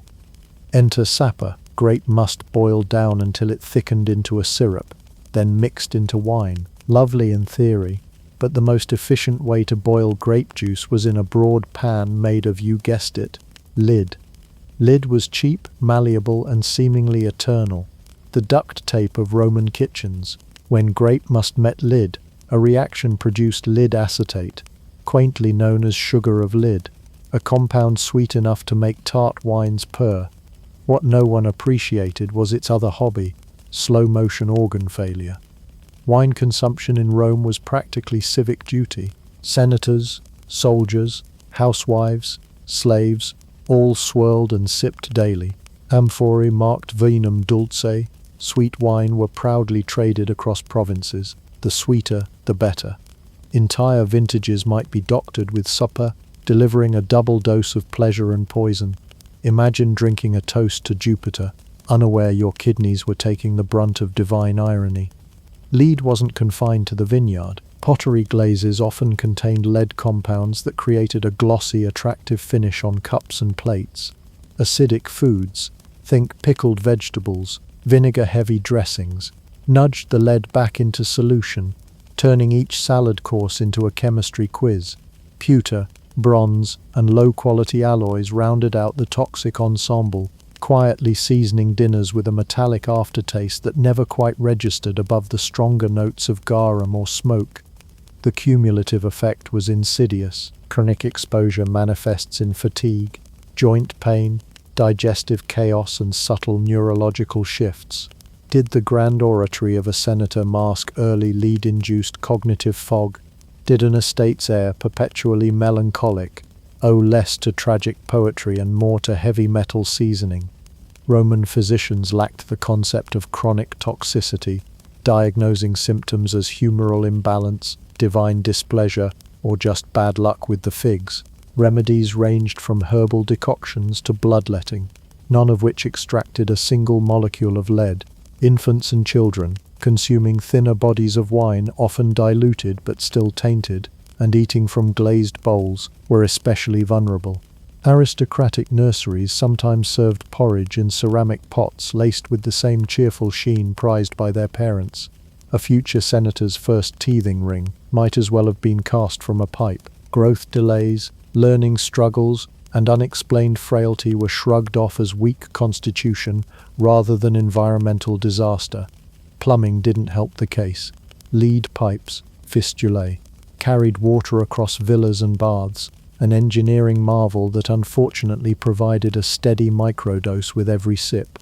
Scholars debate the magnitude of harm since flowing water picks up less lead than stagnant wine syrup, but aqueduct-fed fountains weren't exactly inert. Wealthier homes, ironically, had more elaborate piping and thus potentially higher exposure. Rome, awash in engineering pride, unwittingly built itself a system that doubled as a toxin delivery network. The empire's appetite for lead bordered on obsession. Utensils, cosmetics, even medicines incorporated it. Women painted their faces with lead-based pastes for that fashionable pallor, while quacks prescribed lead compounds for stomach ailments. The irony. Treating belly cramps caused by low-level lead exposure with more lead. Somewhere the gods must have been face-palming. What makes this truly haunting is the normalcy. A merchant at a popinner didn't mutter, "This jug could fell a mule." A senator didn't raise a cup thinking, another dose of neurotoxin. Instead, sweetness signaled wealth, fine glazes reflected refinement, and running water embodied progress. Toxicology had no Latin lexicon. Ignorance was bliss until it wasn't. Did lead hasten Rome's decline? Some historians suggest chronic poisoning dulled minds, weakened bones, and undermined fertility among elites. Others caution against sweeping blame, pointing out that plenty of robust Romans marched, farmed, and conquered well into old age. Still, it's chilling to imagine decades of dinner parties where the real enemy wasn't barbarian or bankrupt treasury, but the amphora smiling benignly in the corner. Archaeologists confirm the legacy. Analyses of ancient bones reveal elevated lead levels, far higher than pre-industrial populations elsewhere. The phrase "empire built on concrete and ambition" could just as easily read "empire seasoned with lead and denial." Modern readers recoil, but hindsight is privilege. For Romans, the sweet burn of mulsum and the glint of a glazed platter were hallmarks of civilization, not harbingers of doom. In every cup raised, every amphora uncorked, the empire poured itself a fraction closer to fragility. Rome fell for many reasons: politics, invasion, overreach. But dinner might have been quietly softening its spine centuries before the barbarians knocked. The toast "Vivat Roma" carried an unspoken echo: Vivat for now. Step into the clamor of a Roman macellum at sunrise, and you're greeted not by the gentle rustle of produce but by a sensory ambush. The floor is slick, the air a cocktail of salt, brine, sweat, and ambition. Traders bellow like desperate poets, hawking their wares to senators, matrons, and anyone with a coin and a constitution sturdy enough to survive breakfast. Here, the concept of fresh is as slippery as the eels writhing in amphora. If it's not actively sprouting legs and leaving the table, someone will swear it's the catch of the day. The fishmongers arrive first, carts creaking beneath amphorae of sea harvest from Ostia or Puteoli. Ice? Forget it. Cooling technology was a fantasy. and shade was the best you could hope for. Overnight journeys turned mullet into something closer to a philosophical experiment. Still, a generous slathering of brine and a prayer to Neptune made yesterday's fish tomorrow's feast. Buyers judged quality by eye, sniff, and bravado, though most noses surrendered long before certainty arrived. But fish was only Act 1. Stalls overflowed with goat carcasses hung like tragic curtains, chickens plucked yet somehow glaring from beyond, and pork that glistened in the heat with either promise or peril. Market inspectors theoretically roamed the lanes, ensuring weights were honest and meat untainted. In practice, a coin discreetly placed into the right palm often rendered spoiled into acceptable. Patrons, half distrusting, half hungry, leaned on instinct. A shrewd shopper might prod a haunch of lamb, squint, and declare it probably fine. The less confident muttered incantations and hoped Saturn was feeling merciful. Mystery didn't stop at species. Animal parts unrecognizable even to their former owners were stacked in baskets, sold cheaply to those unwilling or unable to fund prime cuts. Snouts, ears, unmentionables. Nothing went to waste when hunger outweighed squeamishness. The butcher swore it was choice morsel, and if you didn't ask too many questions, you could convince yourself the stew bubbling tonight was rustic charm, not livestock or pornography. Even honest meat faced hurdles. Without refrigeration, decomposition clocked in early. Vendors combated this with salt, smoke, vinegar, or strategic storytelling. A slab looking decidedly philosophical might be aged for flavor.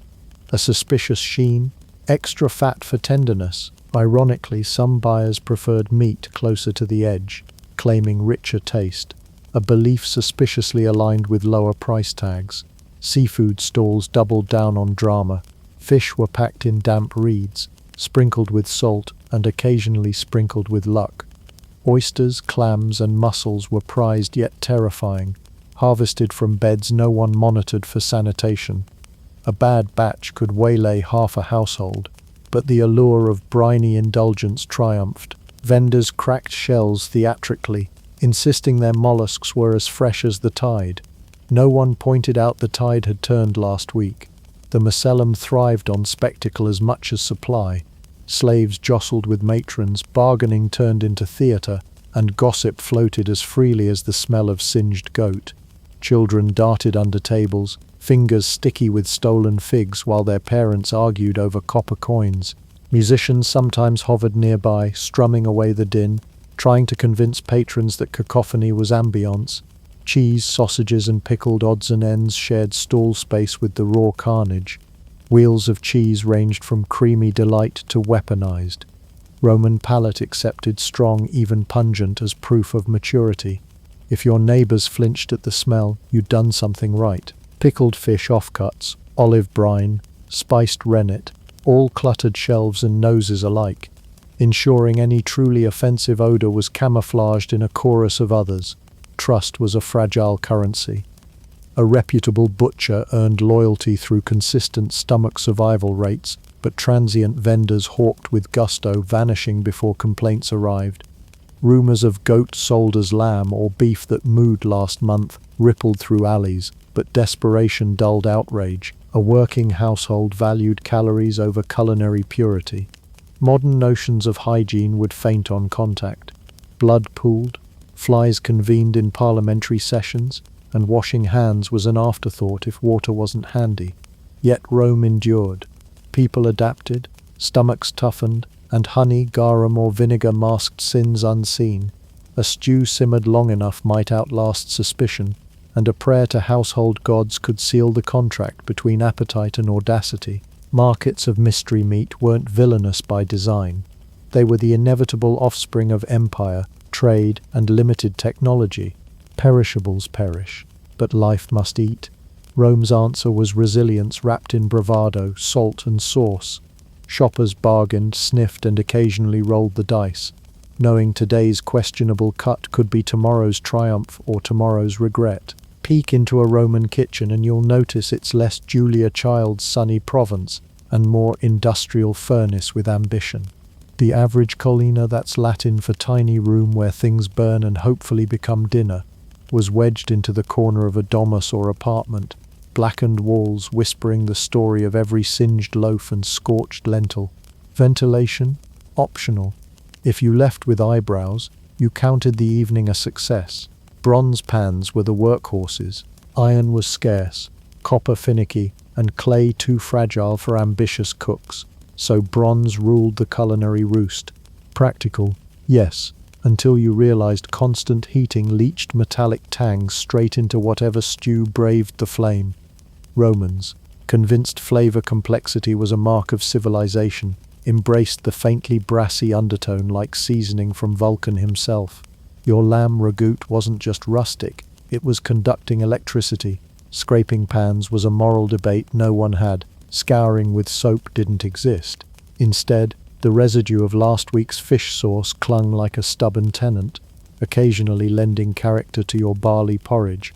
A cook armed with a wooden spatula might loosen the most egregious crust, call it seasoned, and proudly inform diners that depth of flavor came from experience. Translation: yesterday's dinner is freeloading on today's. Roman ovens, usually dome-shaped brick structures heated by charcoal or wood, were marvels of efficiency, only if you accepted perpetual soot as interior decor. Smoke snaked out into kitchens and courtyards, leaving everything coated in fine black powder. Bread baked to the soundtrack of sizzling splinters.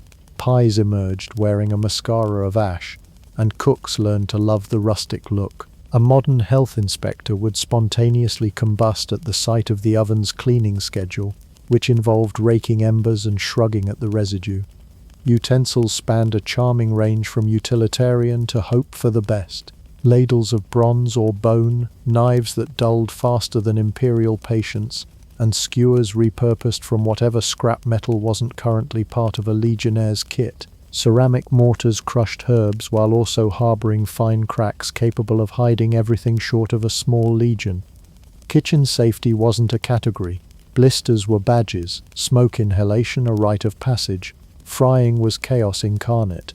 Bronze pans perched precariously over tripods, wood fires snapping beneath, while spitting oil threatened to decorate tunics with new holes. Olive oil was both cooking medium and hazard, igniting at the whisper of a draft. Imagine balancing a pot of chickpeas over embers, stirring with one hand, waving smoke away with the other, all while a slave shouts that the garum amphora just toppled. Michelin stars. Romans awarded survival points. Water supply complicated matters further. Unless you owned a villa with its own cistern, fetching water meant trekking to a fountain, dodging neighbors, and hoping the aqueduct hadn't sent a muddy greeting. Boiling water was the universal fix, but heating bronze pots guaranteed that essence of yesterday floated invisibly in the steam. Tea towels? Try frayed linen scraps, usually pre-stained by adventures of meals past. Storage in kitchens leaned toward improvise or starve. Amphorae of oil leaned like drunk soldiers against walls. Herbs dangled in bunches over the hearth, gathering equal parts aroma and ash. Meat and fish lasted only as long as smoke, salt, and denial permitted, so ovens doubled as both roasters and temporary pantries. Some kitchens even tucked live poultry in corners, a future meal clucking ominously at its fate, while chefs pretended the arrangement was freshness guaranteed. Prestige households flaunted slightly fancier gear, silver spoons, better alloys, even imported glassware, but the fundamentals stayed stubbornly primitive. Fires belched, unpredictably, ovens sulked at uneven temperatures, and cooks developed instincts worthy of augurs. If the pot simmered just so, dinner would survive too fast, and you'd serve charcoal soup with a side of apology. Archaeology paints the same picture. Excavated kitchens from Pompeii reveal blackened ceilings, warped bronze pans, and grinding stones worn to exhaustion. Pestles bear the imprint of decades of cumin, garlic, and hope. Embedded in every brick and tile is the ghost of 10,000 meals, some likely glorious, others the reason guests swore off lentils for life. Despite the grime, Romans prided themselves on ingenuity. A clever cook learned to manipulate embers for zones of heat, turning rustic equipment into a culinary battlefield strategy. Bread, bury it under embers, cross fingers, fish, wrap in fig leaves, toss on coals, hope the gods smile. The absence of thermostats meant dinner was half skill, half superstition, and entirely unpredictable. To us, the kitchen's hazards are obvious. Metallic leaching, smoke inhalation, bacterial roulette. To Romans, it was the heartbeat of domestic life, buzzing with shouts, sizzling oil, and the unmistakable perfume of ambition barely outrunning disaster. Bronze pans told stories. Soot-slick ovens bore witness, and every scraped crust reminded diners that survival sometimes tasted like iron and yesterday's stew. Step aside, gladiators and invading hordes. The real assassins of ancient Rome often arrived quietly on a dinner plate. Behind every amphora of wine and platter of roasted kid lurked legions unseen, parasites, bacteria, and microscopic malcontents plotting a coup inside your intestines. Forget dramatic duels at dawn. A humble sausage could orchestrate your downfall before you'd finish complimenting the host. Trichinosis led the parade of perils. Romans adored pork, yet their love affair with undercooked cuts made them perfect hosts for the spiraled stowaways. Trichinella larvae, snug in muscle tissue, survived half-hearted roasting, waiting to redecorate the human gut. Symptoms weren't subtle. Fever, swelling, pain that convinced even the toughest legionary he'd swallowed a thunderbolt. Ancient doctors diagnosed it as humoral imbalance, prescribing herbs, wine, or prayer, none of which evicted worms already signing a lease. Survivors chalked it up to fate. The unlucky became cautionary tales mumbled over the next pig roast. Then came dysentery, Rome's most democratic disease. Whether you reclined in a marble-trimmed triclinium or huddled over barley porridge, tainted water or mishandled food could flatten you by sundown. The bustling macella we praised earlier, slabs of meat, dripping amphorae were also buffets for flies, ferrying shigella with tireless zeal. Street vendors, blissfully unaware of germ theory, handled coins and cutlets with the same fingers, seasoning stews with commerce and calamity. Symptoms struck like divine wrath. Relentless diarrhea, cramps, dehydration so vicious even Jupiter looked away. Mortality was common, sanitation was optional. Raw vegetables, cherished by diet-minded Romans, weren't always saints either. Without modern fertilizer management, manure was ubiquitous, and lettuce washed in dubious water could smuggle an entire microcosm to the table. Pinworms, roundworms, whipworms, Rome was practically a parasite theme park. Children suffered most, their growing bodies harboring unwelcome tenants while parents wondered why the gods test the young. Those gods must have had a dark sense of humor. Shellfish posed their own ambush. Rome's passion for oysters ignored the inconvenient truth. Estuaries served as both fishery and sewer. Clams bathed in the empire's effluent, gathering bacteria like accolades. An unlucky banquet guest might down half a dozen briny delicacies, then spend the night bargaining with household gods for one more dawn. No chef dared admit fault. Bad luck bore the blame, while the oyster knife sharpened for tomorrow's customers. Cultural habits didn't help. Communal dining, shared cups, dipped bread, passing plates, ensured any illness received a generous invitation to circulate. Finger bowls existed but were symbolic gestures against an invisible enemy. Napkins, reused and rarely laundered, shuttled germs between mouths with admirable efficiency. The handshake hadn't yet been invented, but bread-breaking camaraderie accomplished the same microbial diplomacy. Roman medicine struggled valiantly. Physicians like Galen catalogued symptoms, debated humors, and occasionally stumbled upon genuine relief through hydration or rest. But lacking microscopes, they blamed miasma or divine displeasure, leaving parasites to party unchecked. Remedies included purges, emetics, and bleeding treatments that often left patients weaker than the worms. Honeyed wine was touted as a curative. Unfortunately, sugar alone can't evict nematodes. Travel magnified risks. Soldiers marching on salted rations and questionable streams encountered every bug between Britannia and Syria. Legion reports mention outbreaks sweeping cohorts, sidelining men faster than enemy javelins. Traders sipping unboiled water in a provincial tavern gambled with amoebic dysentery, praying the road home didn't turn into a funeral procession. Even emperors weren't immune. One ill-timed oyster feast could humble the loftiest lineage. Archaeological glimpses confirm the misery. Coprolites, fossilized feces, unveil a veritable zoo of worm eggs. Latrines at Herculaneum reveal parasite loads so routine it's a wonder anyone kept weight on. Skeletal remains show stunted growth, anemia, and bone lesions consistent with long-term infection. Disease wasn't an anomaly, it was woven into life's fabric, stitched with invisible threads.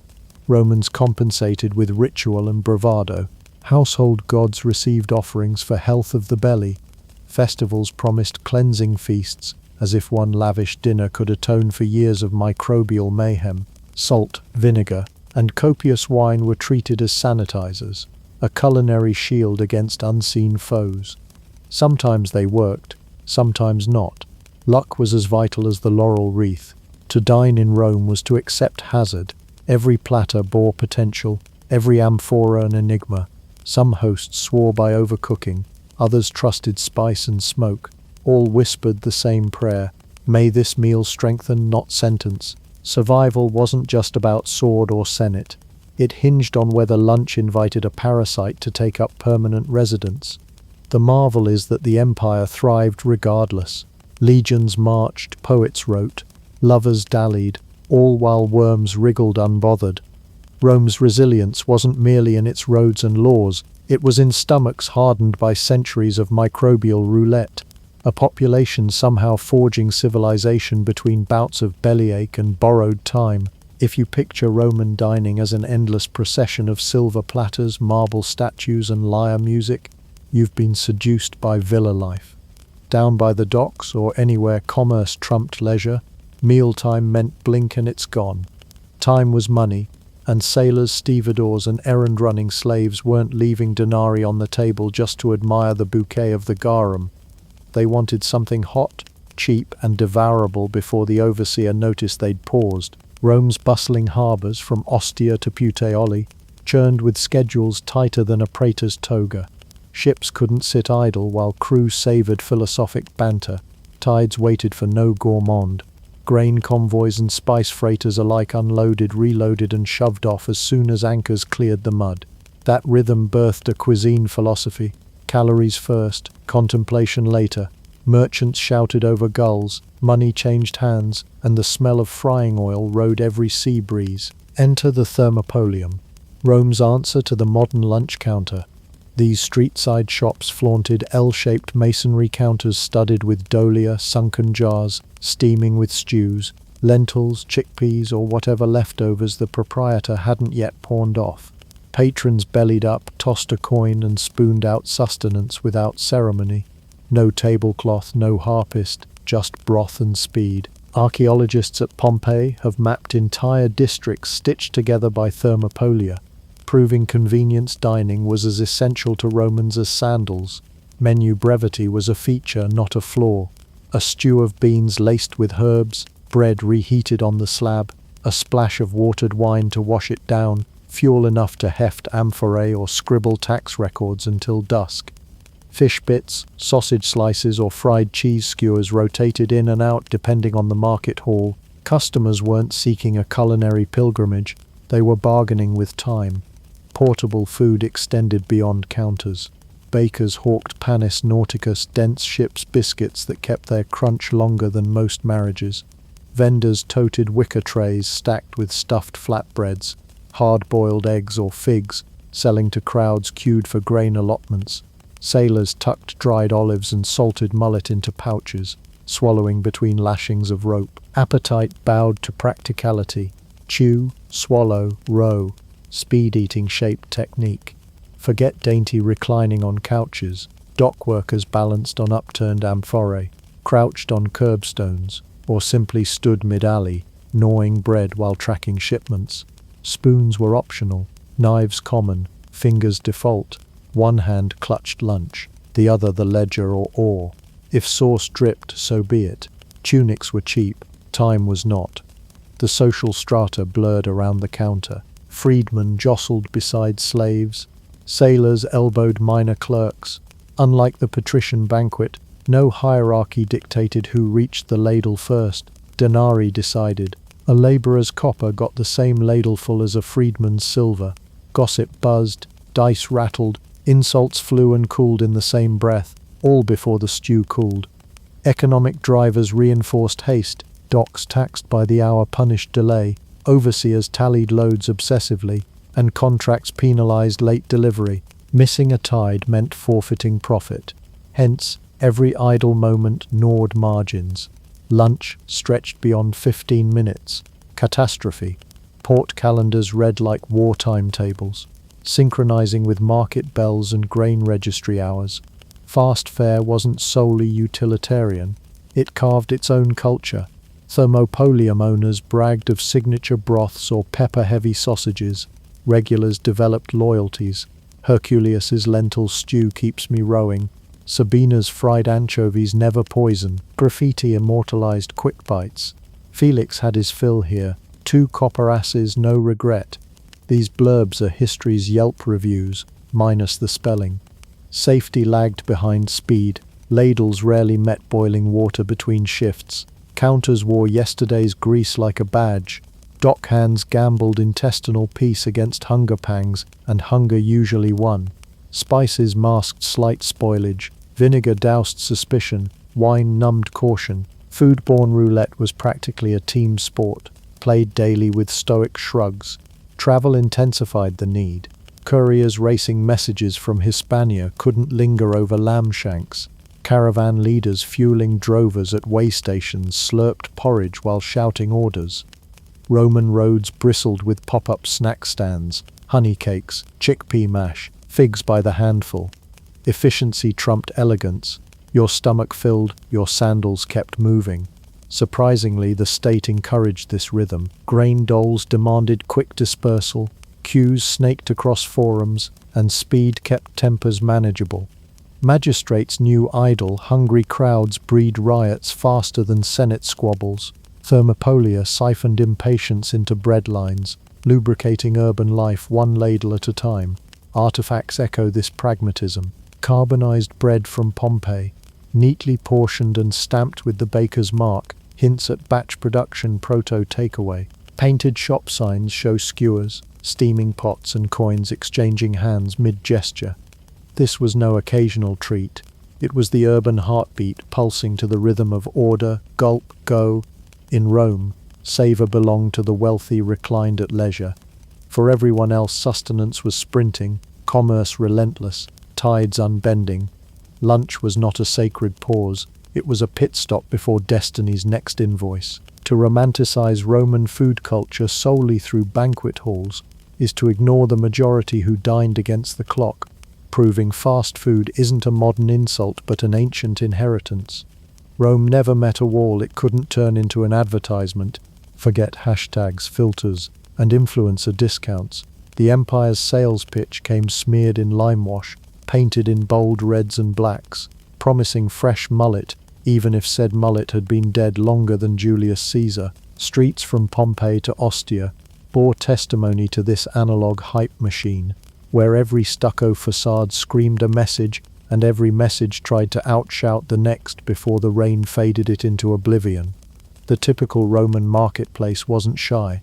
Stroll past a cluster of thermopolia, and your eyeballs feasted before your stomach even decided. Shopkeepers splashed their walls with symbols of bounty. Plump fish drawn larger than the actual catch. Amphorae brimming with wine so clear you'd suspect divine filtration. Grapes tumbling from painted baskets in improbable abundance. Letters promised novum, new, and optimum, best.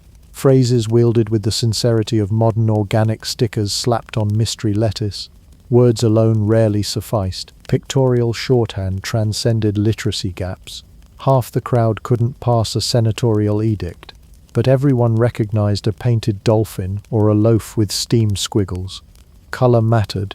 Cinnabar red for bold claims, soot black for contrast, ochre for warmth. An ambitious vendor might pay a local artisan to depict Mercury smiling down on their stall, implying divine endorsement. If commerce had a patron deity, wall space was its altar. Competition spurred creativity. Fishmongers painted glistening scales with a gleam no Mediterranean sun ever managed. Bakers rendered bread loaves sporting halos of golden rays, daring you to doubt their freshness. Tavern keepers flirted with humor. Drink here, Hercules did, sometimes accompanied by crude doodles of the hero mid-swig. Graffiti joined the chorus. A rival might scrawl, "Felix sells fresher mullet," forcing daily repainting. Marketing was a duel fought with lime, pigment and bravado. And then there was the herald, Rome's ambulatory billboard.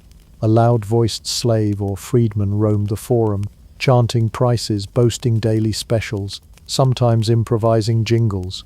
Hot chickpeas, lentils sweeter than Venus's glance. Passers-by caught between curiosity and annoyance. Markets thrived on noise, sellers haggling, buyers heckling, jugglers distracting. Every syllable fought for auditory real estate, turning each block into a carnival of claims. Seasonal surges magnified the drama. During festival weeks, Saturnalia, Lupercalia, the games, vendors scrambled to capture reveler coin. Painted laurels sprouted overnight. Slogans morphed to fit the mood. Wines worthy of Bacchus, bread baked for Saturn's blessing. Ephemeral art clung to plaster until scrubbed for the next excuse. Entire alleys glowed with vermilion enticements promising indulgence that would outlast the hangover. The politics of placement loomed large. Prime wall space along the forum commanded rent.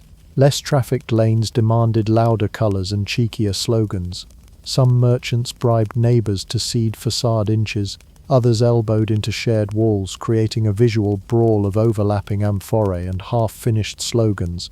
Rain smeared messages into Rorschach blotches, demanding constant renewal. Persistence equaled survival. Marketing was also reputation warfare. Repeat customers carried word of mouth farther than any mural, but visual proof bolstered gossip. A wine cellar's wall might depict amphorae stamped with prestigious estates, even if the actual jug poured last year's dregs sweetened with lead syrup. Shoppers squinted, guessed, and prayed their palate wouldn't rebel. Painting fresh on the wall didn't resurrect a stale fish, but it might stall suspicion long enough to pocket the coin. Children became unwitting marketers. Urchins rehearsed vendor cries for a copper, weaving through crowds like human notifications. Pomegranates redder than Mars, they squealed, their enthusiasm masking any blemish. Some shops even offered painted games or riddles alongside slogans, luring youngsters and thereby their denarii-wielding parents into the orbit of commerce. Evidence survives in Pompeii's ruins. Murals showing sausages dangling in orderly rows, wine cups brimming with ruby liquid, fish leaping mid-splash as if volunteering for your grill. Slogans like "Try our garum, best in town," coat ancient stucco. Scholars marvel at the unbroken line between then and now. Same pitch, different platform. Swipe replace stroll, yet human appetite still succumbs to an eye-catching promise. Deception shadowed artistry. Unscrupulous vendors painted scenes of abundance while their storerooms shrank. Fresh fish daily might mean yesterday's catch perfumed with bay leaves. No bureaucratic watchdog patrolled truth in advertising. Buyer beware was civic doctrine. Sharp-nosed Romans sniffed barrels, poked loaves, and wagered taste buds against pigment optimism. Curiously, some marketing skewed aspirational. Villas posted frescoes boasting amphorae stamped with foreign marks, even when local wine filled them. Tavern walls showed musicians strumming lyres far finer than the shop's reality. A subtle lie that whispered, "You dine among elegants." Illusion fueled status and status sold. The cycle persisted. Rain faded pigment, rival claims sprouted, merchants repainted. Rome's appetite for novelty demanded perpetual hustle. Marketing wasn't a campaign, it was survival graffiti, updated as relentlessly as the tides at Ostia. So when Instagram boasts farm-to-table brunches or influencers pose with lattes, remember, 2,000 years ago a fishmonger in Pompeii was already perfecting the humble brag pigment in hand, swearing his mullet practically leapt from sea to skillet. If you picture an ancient Roman kitchen as a purely practical space, fire, pots, and the occasional screaming slave, you're missing half the drama. For many households, the hearth wasn't merely about boiling lentils, it was a spiritual bunker, a defensive line against whatever invisible forces lurked beyond the doorway. Before salt touched soup, there were muttered charms. Before an egg cracked, there was a side-eye glance at the household shrine. Cooking, for Romans, was never just chemistry, it was equal parts ritual, hope, and please Jupiter, don't let this kill us. Every respectable home hosted a lararium, a miniature altar where the Lares' household guardian spirits lived. Tiny statues of these ancestral protectors watched over the day's meal, while smoke from a pinch of incense swirled ceiling wood. Drop some crumbs, murmur a prayer, and you were, theoretically, on your way to a hex-free dinner, to skip the right invited gossip, disaster, or both. Because if the stew curdled later, obviously it was the god's displeasure, not your heavy hand with the garum. Ingredients themselves often carried talismanic weight. Bay leaves didn't just perfume a pot, they deflected envy. Rue, a bitter herb, found its way into recipes less for flavor than for its reputation as an evil eye repellent. Garlic, forever stinking up amphorae, doubled as a metaphysical disinfectant, its pungency thought to spook malevolent spirits right out of the pantry. The Roman mind blended practicality with mysticism. Sure, garlic might also scare neighbors, but why risk your life to find out? Even the act of sprinkling salt came freighted with lore. Salt was sacred, a symbol of incorruptibility. Spill it, and you'd better toss a pinch over your shoulder before Fortuna noticed. Roman salt was currency and covenant, seasoning and safeguard. To eat salt together meant forging trust, to mismanage it risked cosmic embarrassment. Taverns might keep a bowl handy as much for superstition as taste, hoping to coax fortune onto their greasy benches. Spices served double duty as both palate pleasers and phantasm chasers. Black pepper, imported at prices that could bankrupt a modest estate, carried prestige and, to some minds, protective aura. Cinnamon and cassia sailed from Arabia, not only to sweeten honey cakes, but to anchor good omens. Even obscure imports like silphium, an herb now extinct, drew whispers of divine favor. Sprinkle lavishly, and your stew might outwit witches, stomach cramps and gossip mongers in one go. Amulets were as common in kitchens as ladles. A bronze phallus, yes really, dangled over ovens to divert the evil eye.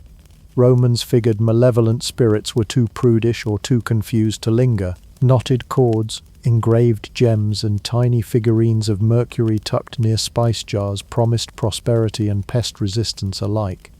A visiting mother-in-law might raise an eyebrow, but everyone else knew you were simply hedging bets against whatever Saturn had queued up in the cosmic complaint box. Bread, milk, and even olive oil sometimes received ritual first tastes, dabbed onto hearthstones for the spirits. The notion was simple: appease the unseen tenants of the home, and they'll keep rodents and ruin away from your larder. Fail, and tomorrow's porridge curdles into a ghost's practical joke. Markets sold little bundles of kitchen charms, a mix of herbs, resin, and blind faith, pitched with slogans like "sure protection for pot and pan." No ancient consumer watchdog existed to verify results. Unless you count the neighbors unsolicited, your stew still smells cursed. Festive days heightened this magical choreography.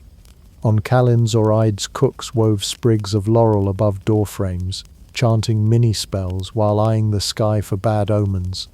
Saturnalia feasts invited a riot of ritual, garlands everywhere, blessed salt tossed thrice, and a quiet hope the next course wouldn't carry an accidental hex. Such performances reassured diners that fate, fickle though she was, might smile on the roast boar tonight. Fear of poisoning blended into this mystical stew. Roman elites, forever worried about rivals slipping a conite into the garum, employed tasters and antidote amulets. Some even stirred counterspells into wine, pounded emerald, or powdered staghorn, believing the talc-like grit neutralized venom. Reality disagreed, but placebo courage counts when conspiracies lurk behind every pillar. Recipes for protective concoctions circulated like tabloid rumors. 2 figs, 3 grains of salt, recite Mars's hymn, then drink, whether you lived or just burped theatrically. The ritual felt like control. Food vendors leaned into superstition too. Market stalls hung charms shaped like hands or crescent moons, implying "buy here, the gods approve." Painted slogans boasted hallowed honey or blessed barley, wrapping mediocrity in divine packaging. Shoppers played along who dared buy ordinary beans when Apollo's beans winked invitingly next door. Perception, as always, seasoned the deal. Archaeology uncovers this faith and flavor cocktail everywhere. Excavations at Pompeii reveal amulets fused into hearth plaster, kitchen knives engraved with Jupiter's bolts, even strainer handles embossed with Latin puns on luck. These traces show a culture convinced that cosmic insurance was as vital as olive oil. If you could roast lamb and safeguard the soul in one ritual flourish, why wouldn't you? Strip away the incantations and the pattern emerges. Cooking wasn't merely survival, it was storytelling to the unseen. Each pinch of bay leaf, each whispered plea at dawn, reaffirmed belonging in a world fraught with uncertainty. Romans lacked microscopes and germ theory, so Jupiter got the credit or blame when soup healed or harmed. In that ignorance bloomed creativity, weaving cosmic drama into the mundane stir of lentils. If you've ever met someone who swears their overcooked chili has developed character, you've glimpsed the Roman kitchen mindset.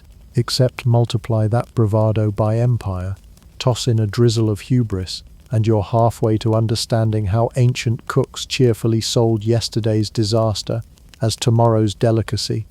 Romans didn't just eat boldly, they insisted on congratulating themselves for it, especially when the evidence begged for an apology rather than a toast. Take olive oil, lifeblood of Roman cuisine, bathing everything from garbanzo mash to luxury perfumes.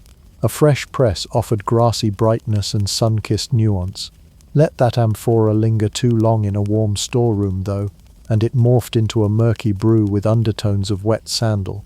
Lesser households called this Vetus aged, with a wink, and ladled it into lentil stew while assuring guests the depth was intentional. Amphorae sprouted labels boasting vintage the way we might brag artisanal. Any whisper of spoilage transformed into proof of sophistication, as though the palate simply wasn't enlightened enough to appreciate the complexity. Wine followed the same pattern of gallant self-deception. Amphora cracked, air slipped in, and the ruby nectar soured into vinegar's cranky cousin. Instead of wincing, Romans praised its assertive vigor. Vendors rebranded sour stock as robustly matured, sometimes even boasting that true connoisseurs preferred the edge. They'd steep herbs, add honey, or sprinkle exotic spices until the tang felt deliberate. The result wasn't drinkable by modern oenophile standards, but calling it daring sounded better than our cellar leaked. Garum, too, dared tongues to complain. Any hint of over-fermentation, and there were many, received the marketing spin of rich, enduring notes. Amphorae crusted in salt residue implied prestige. This batch travelled from Baetica, vendors crowed, omitting the sun-baked journey that rendered fish sauce so feisty it could clear amphitheatre seating. Palates numbed by centuries of bravado interpreted rancid as layered. Experimentation pushed boundaries not merely because Romans loved novelty, but because status demanded it. To admit "this tastes bad" risked branding oneself unsophisticated. Patrons boasted about surviving bizarre pairings: eel drizzled with fig syrup, sows udders marinated in brine, dormice glazed in poppy seed honey. Courage or reckless taste bud neglect won social points. A guest gagging at the table risked ridicule, for clearly they lacked refinement to savor subtleties only true Romans understood. Cooks cultivated swagger. A tavern chef, faced with suspicious mutton, soaked it in vinegar, tossed in fennel, and declared the pungency intentional. "This meat speaks of the countryside," he'd proclaim as diners blinked tears from their eyes. Patrons, unwilling to appear provincial, chewed bravely, muttering compliments between coughs. Mutual delusion became communal tradition, reinforcing the myth that Rome's kitchens brimmed with genius rather than desperation. The culture of hyperbole extended into recipe scrolls. Writers like Apicius raved about mouth-watering morsels that modern readers would classify under culinary dares. Sheep brains with peppered milk? A texture of heaven, claimed scribes. Pickled sow womb? A gift for the discerning. Flavor descriptors leaned poetic, ambrosial, lively, invigorating. Anything but this will haunt your dreams. In a society equating boldness with virtue, sensory honesty had no chance. Scarcity compounded bravado. Spoilage wasn't always negligence. Mediterranean heat mocked storage. Tossing food was a luxury few entertained, especially outside senatorial estates. Pride transmuted survival tactics into haute cuisine. If we eat this willingly, the subtext read, we must possess iron stomachs and impeccable discernment. Guests dared not contradict, lest they seem ignorant of old ways. A circle of affirmation polished reality into self-flattering legend. Psychology played sous chef. Romans valorized virtus, courage, fortitude, even at the table. Enduring pungent oil or aggressively spiced offal symbolized resilience. Patrons narrated their gustatory bravery as though recounting campaign feats. I consumed boar left 3 days in sun, seasoned boldly with cumin. Friends nodded, impressed, and no one dared whisper it smelled like despair. Culinary overconfidence masqueraded as cultural identity. This swagger trickled down marketplaces. Hawkers painted amphorae with laurels, bragged aged to perfection, and winked as customers winced. Every flaw framed as quirk, every odor as testament to earthy authenticity. Buyers nodded sagely, terrified of seeming gullible, yet retelling the tale later. Indeed, that oil was marvelously nuanced. Emperor or dock worker, no Roman enjoyed admitting they'd been duped by dinner. Archaeological residue tells the unvarnished truth. Amphorae crusted in tarry sludge, seeds steeped past reason, bread loaves charred black yet labelled rustic. Yet inscriptions gush about sumptuous feasts, proof that pride outlasts palatability. Rome's culinary bravado wove a shield against shame.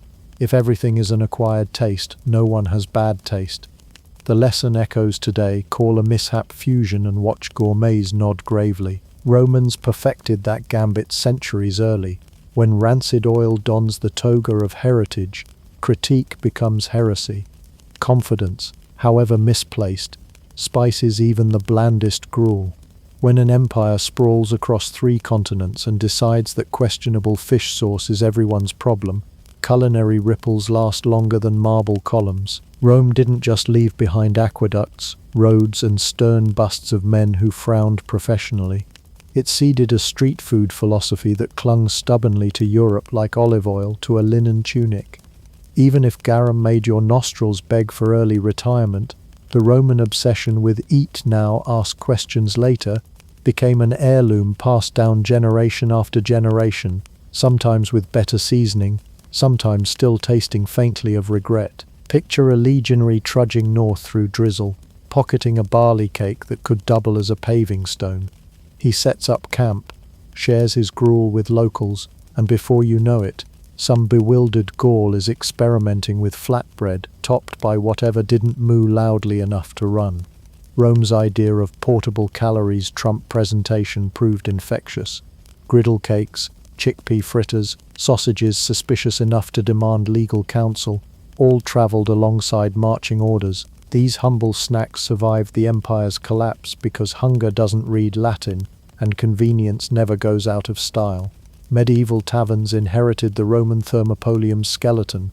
Counters, quick stews, a promise you could fill your belly before sunset. The stew's contents changed. Less garum, more cabbage, but the business model echoed the forum.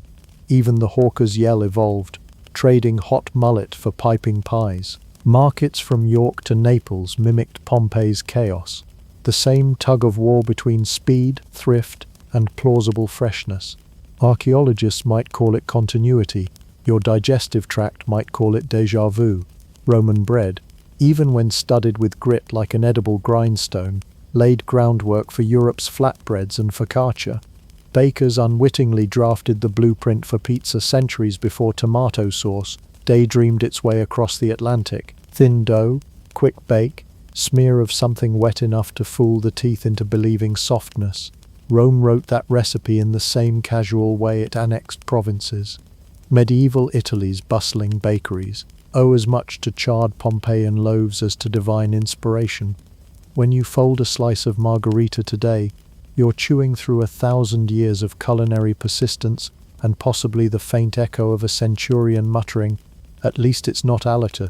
Garum's ghost lingers too, while you're unlikely to splash fermented anchovy sludge on your lunch.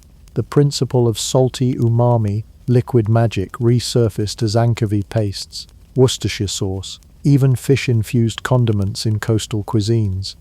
The instinct to doctor blandness with bold, borderline alarming flavor never vanished. It simply learned better table manners. Romans normalized the idea that rot plus salt plus bravado equals complexity, a gospel many modern sources still preach, albeit behind polished labels. Their casual romance with wine that bites also shaped drinking habits. Watered reds, honey-laced whites, herbal infusions all survived into medieval monasteries, which codified the recipes, swapping lead syrup for safer sweeteners. Progress occasionally wins. The tradition of diluting or spicing subpar vintages blossomed into mulled wines, glue wine, and countless festive punches. Romans didn't invent holiday cheer in a mug, but they left behind the original hangover blueprint. Cultural psychology mattered as much as recipe cards. Rome celebrated gustatory bravado, eating boldly signaled status. That attitude fermented in Europe's guild kitchens, birthing dishes designed to impress more than delight. Goose crammed with oysters? Thank the senator who first bragged about dormice. Sausages of mystery? Blame the legion cook who decided intestines were storage miracles, not warning labels. The line between ingenuity and indigestion blurred centuries before Instagram called it food adventure. Street food DNA traces straight back to Roman impatience. The empire's laboring classes, sailors and forum loafers all demanded lunch that didn't interrupt gossip. That expectation migrated into medieval fairs, Renaissance piazzas, and eventually every curbside vendor flipping pancakes for a copper. The cart, the shout, the just hot enough to survive, these are Roman relics wearing new aprons. Your favorite food truck owes more to a soot-blackened Pompeian counter than to Silicon Valley branding genius. Ironically, Europe refined Rome's rough drafts out of embarrassment. Grainstones were sieved better, oils stored cooler, fermentation practiced with intention rather than accident. Yet echoes remain. Baguettes with rustic chew, olives in brine jars, anchovy-kissed dressings, all whispering, "Remember when we called this survival?" Italian cucina povera, Spanish tapas. Even the humble Cornish pasty trace ancestry to a time when necessity mothered both invention and questionable decisions. Modern pizza, that global comfort food, is arguably Rome's cheekiest legacy. Swap garum for tomato sauce, alec for mozzarella, and suddenly peasant flatbread becomes culinary royalty. The concept, bread as edible plate, toppings as self-defense against boredom, feels timeless because Romans beta-tested it for centuries. Each bite of New York slice is an edible thank you note, and partial apology to the empire that never met a carbohydrate it couldn't scorch slightly. The true legacy of Roman junk food isn't flavor, it's philosophy. Food as social glue, survival tool, and acceptable gamble. They proved humanity will forgive almost anything in the name of convenience, salt, and a good story. History's verdict? Mediocre meals fade. The appetite for easy eats endures. Raise your slice, clink your styrofoam cup, and salute the ghosts of alleyway popinay. Because somewhere an ancient cook is nodding proudly, whispering, "See, I told you it would catch on."